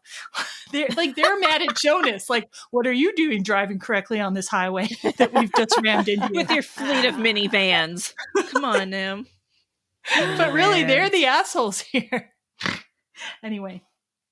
So they can't see this tornado, though. It's like hiding behind the hills and not even the radar, but they're like, it's coming. And there's a lot of yelling, and then there's hail. So filming this, so Bill gets out of the actual front of the truck and into the back, we should say. Into the back, and he's trying to like undo Dorothy and all these things, but they, had to film this hail like scene, and they're chucking all this ice at Bill Paxton, and he did get scraped up. Like those are real guns that they film later on, but Wait, they're real what that they film? Sorry, I couldn't hear what you said. So they, they're chucking all this ice on the actors to make it look like a hailstorm. And Bill Paxton really did get like dinged from all that and cut up. And when you see it later on in a different scene, he's got a cut over his eye and some on his face. Those are real. Like he really got banked up a little bit. I still like can't get my head around it, but the wind that they create, the director was talking about just how loud it is, and they're really powerful, and it's not any fun, and like they can't hear each other. And anyway, so those actors were tough, and they wanted to do it. So they can't. What happens here? So what happens here is they get Dorothy they can't get Dorothy like undone from the truck, and they have to kind of like leave the truck for a second, I think, because the tornado's kind of coming and it's knocking over power lines. And then one of the power lines falls on top of Dorothy, knocks Dorothy off of the truck somehow. Yeah. And like, okay, this is the thing though. I was watching Cinema Sins for Twister, and they had a really good point. Like the sensors fall out of the barrel, right? But like if the goal is to get the sensors into the tornado, why does it make a difference if they're on the ground or in the barrel? Like, I'm not sure. Right. Like maybe the wind couldn't get under them as well if they're down there. Like I guess because tornado wind has to get under the thing to like lift it. But they're too light, and too low to the ground or something. Yeah. Weird. I don't know exactly, but it was kind of weird. It was kind of, if you think about it too much, you're kind of like, what? Yeah. Anyway, but yeah. And so like Joe's like, no, we got to pick up these sensors. We got to fix it. Like it's the tornado's quiet for a second. And so you think maybe it's gone away, but then they say it's back building, which I also don't know if that's an official term, but the storm's going to come back. Right. And like, Bill's like, we got to get out of here. Right. But Joe's like, no, we got to fix it. We got to make it work. And so the next clip represents Bill trying to get Joe to safety, and a little bit of a turning point with them. So let's play that really quick. What are you doing? Help me! Joe, the pack's wasted. It's over. What is wrong with you? We can still do this! Jesus Christ, listen to yourself. You're obsessed. You've never seen what that thing can do, so don't talk to me about it. You've never seen it! You've never seen it miss this house and miss that house and come after you. Christ, Joe, is that what you think it did? Oh, no. Jesus, Joe, why can't you just forget You it? don't understand, okay? You'll never know. When's it gonna be enough, huh? How close do you have to get? Talk to me. Joe, things go wrong. You can't explain it. You can't predict it. Killing yourself won't bring your dad back. Sorry he died, but it was a long time ago. You gotta move on. Stop living in the past and look at what you got right in front of you. What are you saying? Me, Joe. Yeah, and I forgot to mention the last part of that the whole speech is overheard by Melissa, who's hanging out with Dusty, because she's been wired for sound. So we can hear the whole discussion, and you see Melissa listening to the last part of that and just being like, oh, shit, this relationship's over. Yeah. Comments? Well, Anything? good thing she found out before they got married. Yeah, right? Although maybe, honestly, I wonder if the divorce papers had just been signed, if he'd just gone on to be a meteorologist. You know what I mean? Yeah. So To me, I feel like Bill could have Joe's gone either ploy way. worked. Maybe. Her hesitancy worked. She got what she wanted. This is another one of those scenes. It's one of those rom-com-y scenes. You know what I mean? It's like the big reveal scene in a rom-com, but it comes not at the climax of the movie, right? And the reveal is that Bill also has feelings for Joe as well. That's the reveal. Exactly. Okay. It's the declaration of love scene, essentially. Yes. Yeah. And it's such a, and it that's one of the things that makes this movie stand out as more of a romance movie to me. It's got that big moment, and it's just yeah. And their acting in this is also so good. I wanted to point out, when you're watching it, they're doing a lot of pushing back and forth, but it's very realistic. People who are very intimate with each other. Yeah, I thought it was really well played.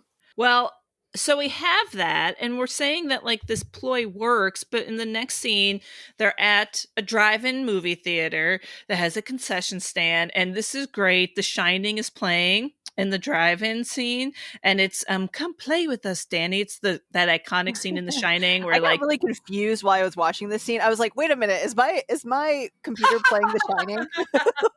Yeah, right? Because it goes right into the opening scene of the movie with fantastic Kubrick music and everything, which is very threatening music. Such a good transition. Yeah. Such a good transition. But anyway, Sophia, you wanted to talk about. So we got The Shining playing, and then The Shining playing, and Bill and Joe are glancing at each other across the parking lot, and Joe signs the divorce papers. Yeah. And I'm confused by that. Why? Why? I guess I'm confused by it too, actually. Yeah. I think it's supposed to signal that that she's moving ahead. I don't know, but it is interesting because he's basically just said, "You got me," right? Right. Yeah. And I think it just signifies that she's bullheaded, self-sabotaging. Really? And Okay. yeah, that's what I think it signals at. Okay. Have you ever, I mean, I've done stuff like that. Are you kidding me? It's coming from someone who identifies with the Joe character and feeling like you're independent, you don't need anybody. And then when someone does declare their love for you, you're like, nope, I'm out. Okay. This is what I wanted, I thought. But then when it's actually there, you're like, I want to go back to being my independent self. Oh yeah, this scene made total sense to me. Interesting. Okay. All right. How I read it was just the narrative signifying that she's taken an important step towards letting go of the past and giving Bill his independence. But yeah, that makes sense too. That makes sense on a character level. It's something that I wouldn't understand necessarily, but yeah, I can see that. Yeah. Okay. Yeah. All right. Oh, One thing I wanted to say about the movies. So the movie theater's playing The Shining and Psycho. Once in my college movie club, we actually had a movie night called "The Movies Playing at the Drive-In in the Movie Twister." Like that was All right, nice. No way. that was the theme for our movie night once. So I played The Shining and Psycho. Anyway, I don't know if it came through, but Jan says that he always puts a little Stanley Kubrick homage something in all of his films. So what's in Speed? I don't know. That's a good question. And what's in Speed 2? Cruise Control. I don't know. Good question. I gotta find out. I'm gonna now. go watch Okay. Speed after this and find it. Yeah, and so she signs the divorce papers, and then the tornado, like we find out the tornado's coming to the drive-in first because there's static on the TV. I'm not sure if that would actually correlate, but that's our audience signal that something's up. Mm-hmm. And then these line deliveries. And then Dusty hears about the tornado. He says, "It's coming right for us." And Bill says, "It's already here." I cannot do justice to Bill Paxton's line deliveries. He is made for movies like this. Like his line deliveries are so extra, but in a way that is awesome. Like I just fucking love Bill Paxton line deliveries. He should have been in every disaster movie ever. That's all. So like Joe's just staring at their tornado, but Bill's already running, getting Melissa, other like the team, right? And Joe's just like staring up at the sky. And then like finally she snaps out of it, and then she gets the concession stand people to take shelter. But why weren't they taking shelter already? I know, all these people really, like for real. You live okay about that static. So the director said that they in their like local research or whatever, people have said as part of like a, I don't know, lore or whatever, that the static on the TV it has been an indicator for like a storm is coming. So it's probably not an accurate measure of what a tornado is going to be or if a tornado is coming, but that's how one of those things that people have said about tornadoes coming. Sure. So there's that. And then, I don't get it. If you live in this area, aren't you kind of attuned and be like, crap, you know? Yeah, like the tornado's literally starting to approach the screen of the drive-in movie, and the people are getting out of their cars then. Right. And also I have big questions, like where did all these people shelter? And why doesn't the team shelter with them? Because like they end up sheltering in the concession stand. They run to the stand. Well, no, there's a different building too, I think. And then there's that shed. Was there a basement in the building all these other people are going to? Anyway, I had so many questions because it like seemed like a ton of people were running into a doorway. Say that usually it's only like 9 minutes or something is like the average. I mean, that's not a lot of time. Well, so like by the time people got their like thumbs out of their buttholes, they're probably but in this movie, they're literally looking at a tornado in front of them, and some of them are just getting out of their car. You know what I mean? Right. I don't know. Yeah. I don't know. But like, I just wonder like where all those people went. And then like their team, like the best place they can find is this like auto repair shop in like the pit. Like, and, like how fucking dangerous can you get? Yeah. Blowing through the window, stuff is falling on them, like debris, whatever. I don't know. It's intense. And again, they're like all turned around and watching it. Yeah. Everybody, I mean, your school drills, your tornado drills, you put your hands over your head, you're up against the wall, no one's looking. Yeah. Again, I find this very realistic because that's what people do during like an actual situation like this. Everyone wants to be outside, they want to watch it, they want to record it, they want to film it. Oh yeah. So then we see the tornado actually ripping through the drive-in screen during the "Here's Johnny's" like shot in The Shining, which is an amazing shot. That's one of my favorite like just shots in the movie, is just watching the tornado destroy another movie. You know what I mean?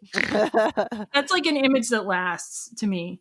And they somehow survive in this auto pit. Melissa again is freaking out, as I would likely be as well. I mean, like a car almost falls into their pit, right? Yes. Or something. Yeah. Yes. And then another car runs into that one, and it's oh my gosh. It's a disaster. And then immediately after that tornado's gone through, they find out that there's a tornado going directly to Wakita, where Aunt Meg lives. And everyone's like, well, let's go check on Meg. And then we have Melissa breaks up with Bill. Like he says, oh, I'll see you back at the hotel. And she's like, I won't be there. And then like she says, I can't compete with this.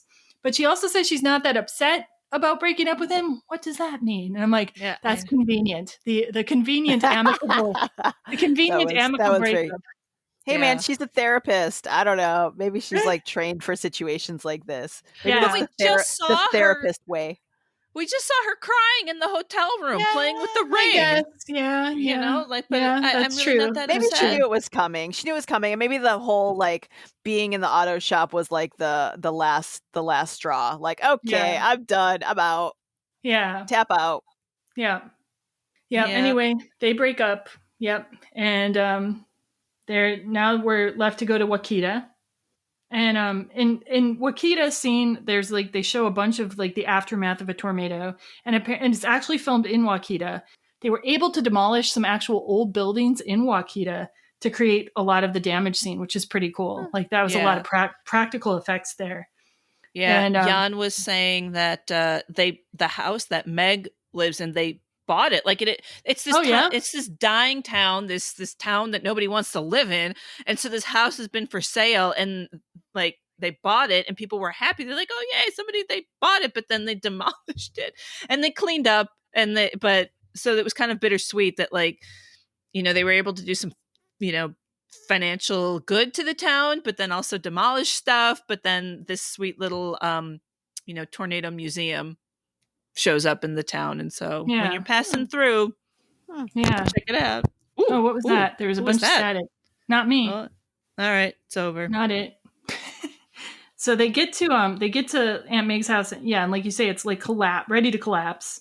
And they have to rescue Aunt Meg and her dog, which is named Mose, which just made me think of The Office. If anybody's an Office fan, Dwight's cousin.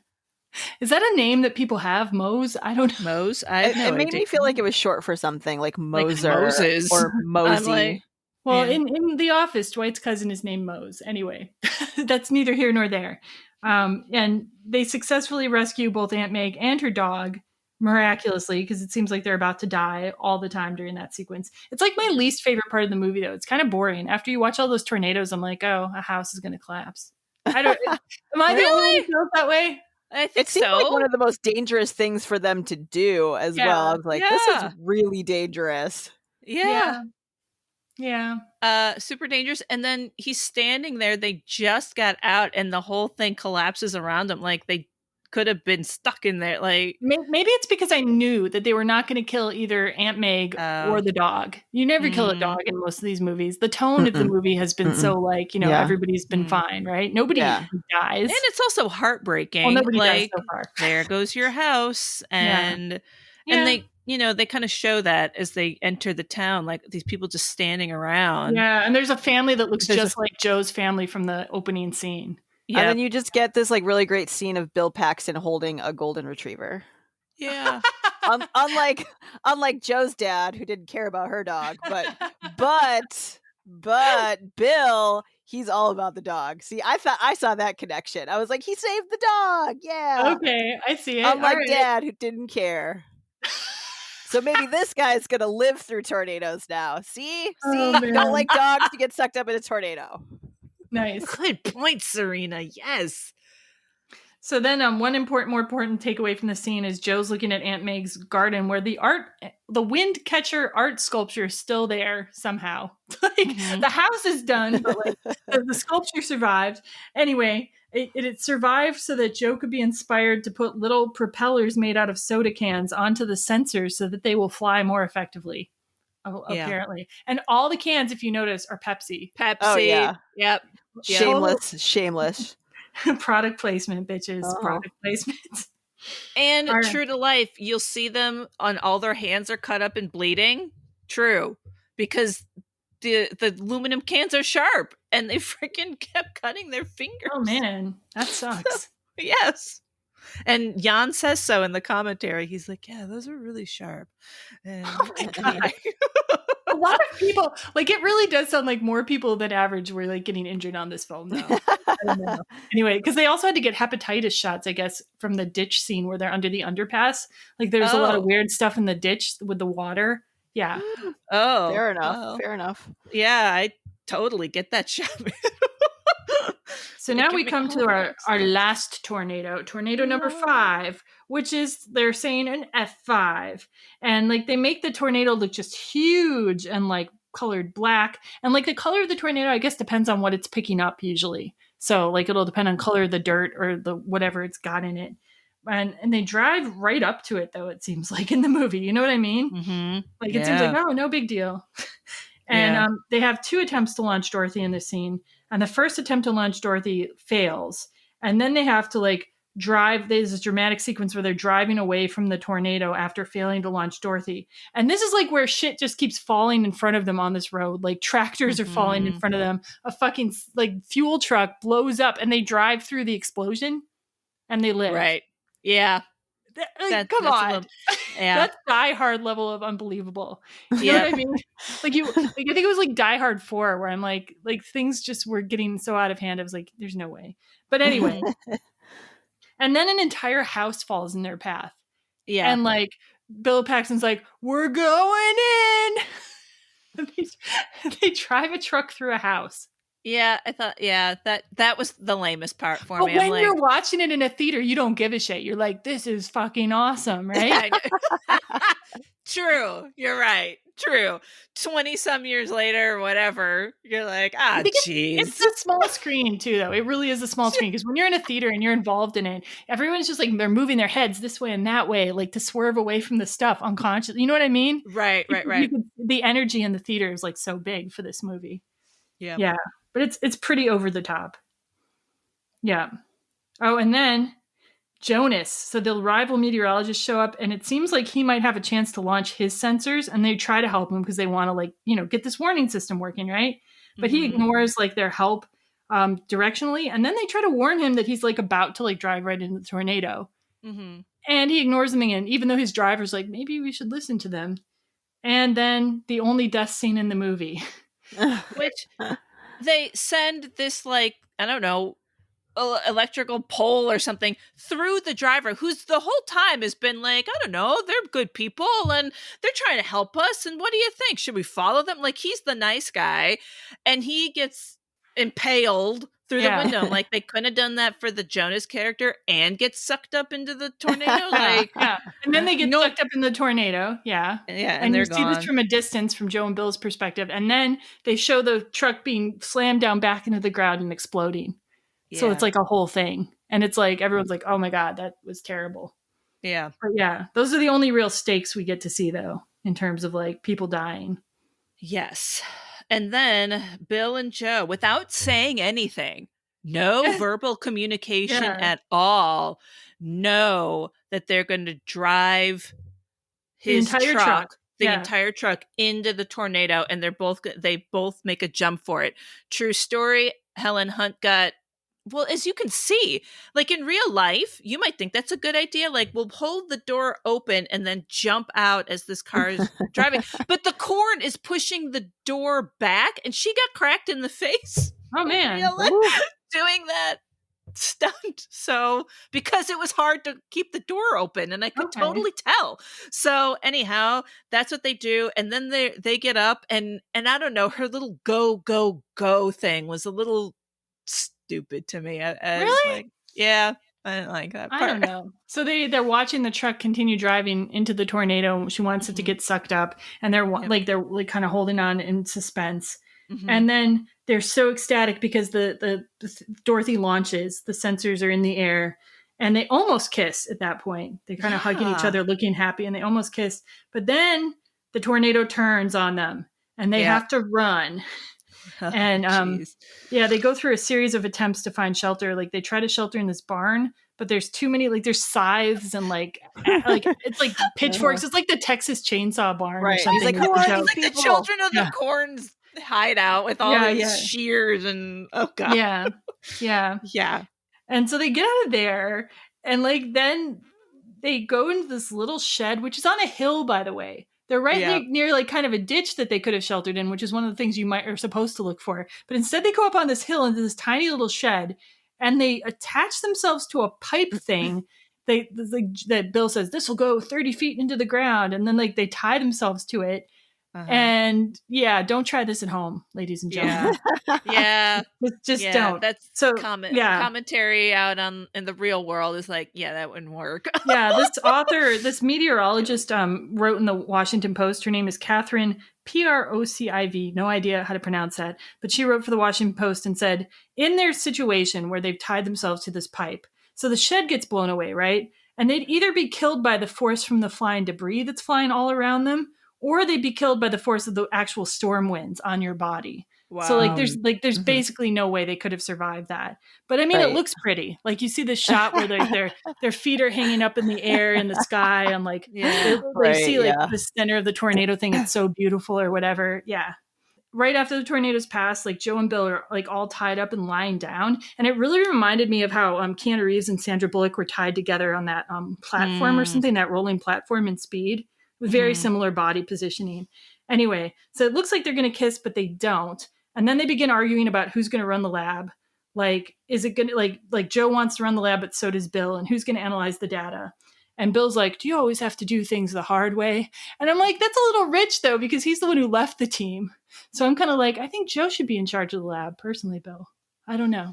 Yeah, the team arrives, and they're like, look at the sky. And Joe says, I think we've seen enough, or something like that. And then she kisses Bill, and then they kiss, and they're kissing, and they pan out, and you see the damage of the storm and clear skies now. And oh yeah, and I should also mention that when the team shows up, they said, we've got all this data. We're already like analyzing it, or so. You know what I mean? Like everybody's happy, right? Yeah, it's a beautiful ending, really. And then don't they show like the farm family, the family that lives in the farm, like their house is still intact. And you see them like coming out of the cellar, unlike Joe, like all intact, and they like walk back to their house that happens to be still standing. Yeah, the house got missed, and the horses still live. There's like horses who show up and like, so it came full circle. Okay, so we finished the plot. Excellent. We got a few more things to talk about. So really quick, we talked about some of the things Twister got wrong. So again, the Fujita scale, like the way it's used in the movie, not accurate. You would rate something F3, F4, F5 after the tornado. Storm chasers in this movie are in much riskier situations than like normal storm chasers would put themselves into. Like, although apparently from the influence of like this movie and some TV shows, there are more people taking risks that maybe they shouldn't, unfortunately. You like a normal storm chaser, you wouldn't usually drive into a ditch because during a storm it can get very muddy and your car can get trapped, and then you're trapped, or you're like on foot, right? And they're getting just like way too close to the tornadoes and the debris. Like they would have died like several times over in real life, right? From the flying debris, because the flying debris is one of the main sources of like danger in a tornado. The speed that it's shooting at you, right? And where you should shelter is something they totally get wrong. So like really quickly, I wanted, because we were doing Twister, I just wanted to do some sort of tornado safety tips really quickly for anybody who doesn't know about what to do in a tornado. So like your best case scenario is you go to the basement or an interior room without windows. And if you can, you should also hide under a sturdy piece of furniture and cover yourself with a blanket. Or like one guy in this interview said you could put like a colander from your kitchen on your head to work as a helmet, or like an actual bike helmet. I didn't know that before, but that's a bike helmet sounds smart. Yeah, but especially if you don't have a basement or a good room to shelter in, like those are like added protection. And they said if you're in a mobile home, absolutely don't stay in it. They can be picked up. Or if you're in a car, don't stay in it. You should find the nearest sturdy building with a basement or interior room. But with cars, like advice has apparently changed over time. Like they used to say never stay in your car. Like, but if you're in a car and you see that you're far enough from a tornado, you can try to drive away from it. They've said that they've updated that a little bit. Like, because the tornadoes, the winds are very fast, but the speed at which the tornado moves across the landscape isn't as fast as the winds necessarily. Do you see what I'm saying? Yeah. Like the winds within the tornado, maybe they're going 200 miles per hour, but the tornado could be moving very fast. Yeah, but the tornado could be moving like 30 miles per hour, 50 miles per hour. But your car, depending on if you know which way the tornado is going, you might be able to drive away from it. You know, but if you can't, but they also say don't panic in that situation. Like you have to still be able to drive safely, or you're just going to get yourself in a car accident. So don't do that either. And then if there's no shelters available and you're in a car or mobile home and like there's no way to move away, you should look for a ditch and lay as low and flat as possible and cover your head. And like apparently the laying flat is because if the air doesn't get under you, it's harder for the tornado to lift you up, which I thought was interesting. I didn't know that before. Very interesting. And like still you have to like get your brain to believe that and like practicing your brain, getting out of the car, laying down in the, because it seems so counterintuitive. Like you would want to stay in something to be sheltered, but to totally believe that you are actually safer by getting out, laying in a ditch, and laying cover your head. You can't cover your head. Isn't that still and the safest thing you could do. And then there's one more situation. They say if you're stuck in a car and like you're in a traffic jam or something and there's no ditch, then you should keep your seatbelt on, duck your head below the windows, and cover yourself with a blanket or jacket. So yeah, just some tips. So terrifying. I'm actually okay. I'm a scaredy cat, like in most cases, but like tornadoes to me are like one of the most manageable natural disasters there are, though, because there is a warning time and there's a general warning time you can get too, just knowing if there's going to be a severe storm in your area, right? That gives you an idea. Is this something I should be aware of in general, right? Yeah. And like if you plan your life, like make sure you live someplace with a basement or know where the nearest place with a basement or a low place to shelter is. Like plan where in your house you would shelter. You know what I mean? Right. And just like have a plan when if you're driving in severe weather. Just be aware, be situationally aware. Maybe take the exit, if you're about to get into some bad weather and like stop somewhere. Yeah. I think you can plan for a tornado. You can't plan for an earthquake, for example. You can have a safety kit, but an earthquake's going to hit when it hits, So a little bit about Stormchaser subculture. I didn't go too deep into this, and you guys can add anything that you learned about it, but I learned a little bit about the subculture. So Twister kind of increased the profile and popularity of Stormchasers, but storm chasing has been going on since at least 1956. Like that was when the first high-profile storm chaser, David Hoadley, he was operating in North Dakota. And then in the 50s and 60s, a guy named Neil B. Ward was doing like research storm chasing in Oklahoma. And there's a lot of reasons people chase storms. Like some of them are scientists. Some of them are just getting footage, like either for themselves, the internet, or local news stations, maybe to sell it. And just a variety of people doing it. But the people who are doing it for science are mostly working for like official government organizations, universities, or research labs. Like it's hard to get useful information without being connected to something like that. And it says most storm chasers do not make money at storm chasing. And interestingly, I found out the National Weather Service has a program called Skywarn, and they offer storm spotter training. So people who want to like be people who will report on what's going on with storms in their area, they train you on safety and different things to look for. So I thought that was pretty interesting. I feel like maybe there's an online module too. So I'm thinking maybe I'll do that someday. That might be interesting. And I'll put that in the show notes, by the way, a link to that if you're interested. And then on the more recreational side, you can take storm chaser tours in some parts of the country. So yeah, I didn't link it to any of those, but you can just look that up if you're interested. And apparently there's only one instance known of storm chasers dying from being killed by the tornado. In 2013, 3 storm chasers were killed by the tornado in El Reno, Oklahoma. I think that was that really long, like the really wide tornado. Yeah. And otherwise, though, a lot of storm chasers who have died in car accidents, like we said before. And I thought this was really sweet. When Bill Paxton died, a big bunch of storm chasers got together and they honored him by spelling out his initials using their GPS locations. Because like he was so important, that movie was so important to storm chaser culture, and like his role was obviously so prominent. So yeah. And then in passing, like, I just want to say, I feel like this is a pretty feminist film in terms of like, you got some strong female doctor roles in the movie. And like, I like that Joe's a tomboy. I like that she's very competent. Like she was a character I admired when I saw the movie. And watching it again, I admire Melissa too, for different reasons, like she's not so brave, but she's got soft skills. She's got good emotional skills, and she's a doctor too. She's helping people in her own way. Yeah. And if I saw it remade, I'd probably want more women characters, but that's a quibble. Overall, most storm chasers are dudes in real life. I mean, yeah. Okay, so what about you guys? What are some of your like favorite scenes in the movie, Or favorite shots, even like I said, I love when the tornado's ripping through the drive-in screen with Jack Nicholson. Yeah, that is iconic. That scene, the whole drive-in scene, I like. I kind of like the panned out shots of showing like the convoys of like their ramshackle like pieced together like trucks and like vans or whatever that Joe's team has. I really like those scenes for some reason, because I guess to me it kind of showed what real quote unquote like scientists, it's what their conditions are actually like you said. They don't, most people who study this stuff, like they're not in it to be rich, they're in it because they love what they're doing. And I think that's the reality of it, and it's nice to see that and see how happy they are even if they're not making a lot of money. And I know that they kind of talked about that contrast with, you know, Jonas and doing it for corporate money, whatever that means.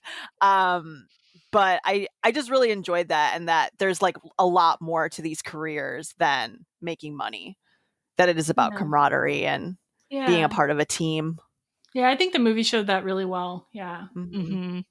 Yeah, I like when they're all playing the different music, and like to kind of like and being so psyched about that tornado. I can't remember which first tornado, I think. Yeah. Let's see, are there any other scenes I super love? I mean, everyone loves the cow scene, right? The water spout tornado. I did like when he said it's like the sisters. They're sisters, or like whatever he says. Yeah, like, we've got sisters. Like, yeah. And my other favorite thing is every line delivery from Bill Paxton. Like seriously, he just chews the scenery sometimes in a good way. And then how about favorite tornadoes? Like, okay, you have to pick one. Which is your favorite tornado? Oof. I'm water spout. I'm the water tornado, because I think it looks just so cool and unexpected at the time. Like when I saw the movie, I didn't know tornadoes could look like that. So that's like made a big impression on me. And I thought it was beautiful looking, but scary too. So that's my tornado. I don't know. Maybe the first one. I don't really know. I guess I didn't really think about it. Would be my favorite. I really didn't like the last one because it was so over the top, and I was like, oh god. My suspension of disbelief was waning for sure. I mean, the tornado itself could be like that. Them surviving that tornado could not be like that. But that is an actual, like, accurate, like, there is a tornado. I've seen footage of a real tornado that picked up a semi, for example, and you can see the semi in the air. So, like, the tornado itself is real enough. But yeah. Yeah. Sophia? I think I like the one that's hiding in the hills. Ah, the sneaky tornado. I like that scenery for whatever. Like, I like the trees and the sky, and I just think that's a beautiful shot. Yeah, and I like the emotional stuff that happens in that scene too, for sure. Yeah. And then favorite character, like pick two, because I don't want to be predictable here. My favorites are Joe and Dusty. Yeah, I like Joe. Who's your second? Actually, do I have a second? Pick a second. Meg. Aunt Meg. Wait, Aunt Meg. Yeah, definitely. She's a cool chick. That's a good one. Well, now you took them all. I did like the Jonas character. Like, I don't know, for some reason, it just cracked me up. And I was like, what was, Cary Elwes, how do you pronounce his Cary last Elwes, name? Yeah, Cary Elwes. Like, what was his, like, perspective of, like, reading that script? Like, he was like, oh, yeah, this is for me. Like, I know how I'm going to play this guy. Yeah. He's a little, like, over the top. Guys. Yeah, he's played some bad guys. Yeah, he's good. Yeah. Like, smarmy, over the top. Yeah. And I don't know if you guys noticed, too. I mean, not that it's a favorite character, but at some point, part of Jonas's team, like, there's a Busey in there. Like, I saw him. Wait, what? I don't know which Busey. What? Do you know Gary Busey, Jake Busey, the Buseys? I didn't know he had relatives. No. I don't know. Maybe it was a thing that, like, I clung to, like, in the 90s or in my youth. But like all the movies that had Buseys in it, and there was definitely a Busey part of Jonas's crew. Yeah, but I mean, I like Joe. I thought Joe was a great character. I'm glad you gave some love to the villains too. They need some love. Yeah. Yeah, and then the big question we often ask, will Joe and Bill work out? What's going to happen to them? Are they going to have a happy marriage, or are they going to end up divorced again? I think they make it. All right. Why? Well, because they finally got it out. Like this thing with her dad, and then after this final big storm, and now that they've got the the Dorothy doodads up, the research and stuff like that. I think maybe some of her demons have been quelled and they can, Who's going to be in charge of the lab? Joe. Okay. I like it. Me too. Serena, what do you think? I mean, I'm thinking, yeah, I think to some extent, I mean, couples who work together, that is a hard dynamic to pull off. And not a lot of people can do that. I mean, and they kind of showed some of that. Obviously, they both have a passion for what they're doing, which pulls them together. So I do see them working out, but it being very stressful. like not necessarily always happy and not necessarily always amicable, I guess. And who's going to be in charge of the lab? I don't know. They love 2 labs. I have no idea. That's awesome. I like that. Yeah. So I think they will work out. I do think, like you said, I think it could be difficult. I think Sophia's also right, though, that they've worked out some of the core issues. And I think maybe Joe has learned like what she was missing and that she missed Bill a lot. I think they're going to need therapy. Maybe Melissa can recommend someone.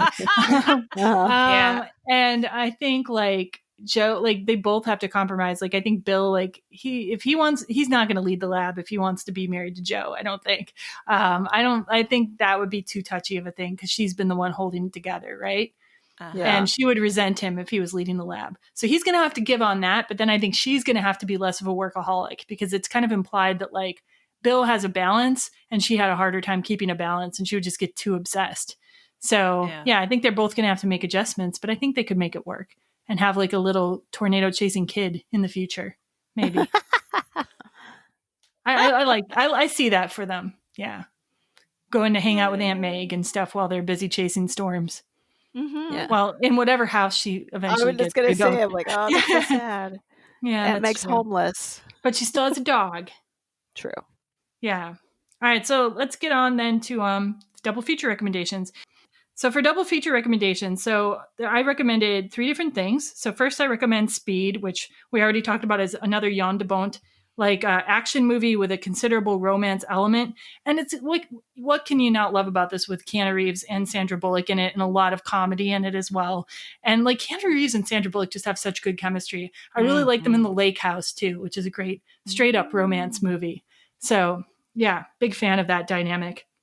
So Speed would be one. And then my next pick is 2012. Have you guys seen 2012? No. Oh my God. It's a disaster movie? I feel like I have. Tell me about it.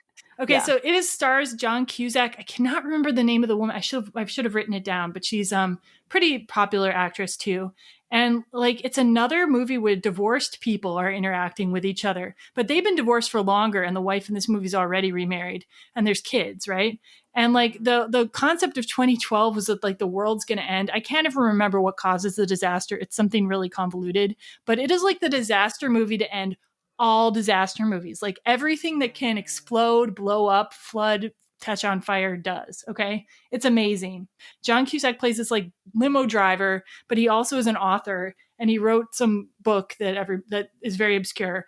And like and John Cusack's superpower in this movie is just being able to drive through any like earthquake and survive basically. And he's like rescuing his ex-wife and his kids and her new husband. And like they're trying to get to this like location where all the rich people have set up these arcs for when the earth floods or something, right? It's really wild. Okay. It's amazing, but it's also got a romance element, and it's like, it's fantastic. Sorry, I could do a whole essay on 2012 and how much I love it. It was better if you saw it in the movie theater, but it's and if you don't believe Twister, you won't believe 2012 either. Trust me. And then my third recommendation is Big Love, the TV show. Obviously, you couldn't really do a straight double feature, but I recommend watching it for Bill Paxton's work because it's the one where he is like a Mormon, but like he's holding to the belief in like plural marriage, and they're trying to kind of be closeted Mormons, like living this lifestyle. And I think it's a really fascinating show about relationships, like whether you are a monogamous or a polygamous or whatever relationship, like it has a lot of issues that apply to any relationship. So it's an interesting show, and great actresses like Chloe Sevigny's in it, And oh my God, I should write down all the names of people. Jennifer, well, whatever. The female cast is great too. Oh, Jennifer Goodwin. Mm-hmm. But then I'm going to be upset because I can't remember the older woman's name who's, Janine Triplehorn. You know everything. Thank you. It just came to me. It just came to me. And Janine Triplehorn. Thank you. And anyway, it's a great show. Check it out. All right. I'm going to say Apollo 13. Well, not like a natural disaster film. Just, there's a disaster.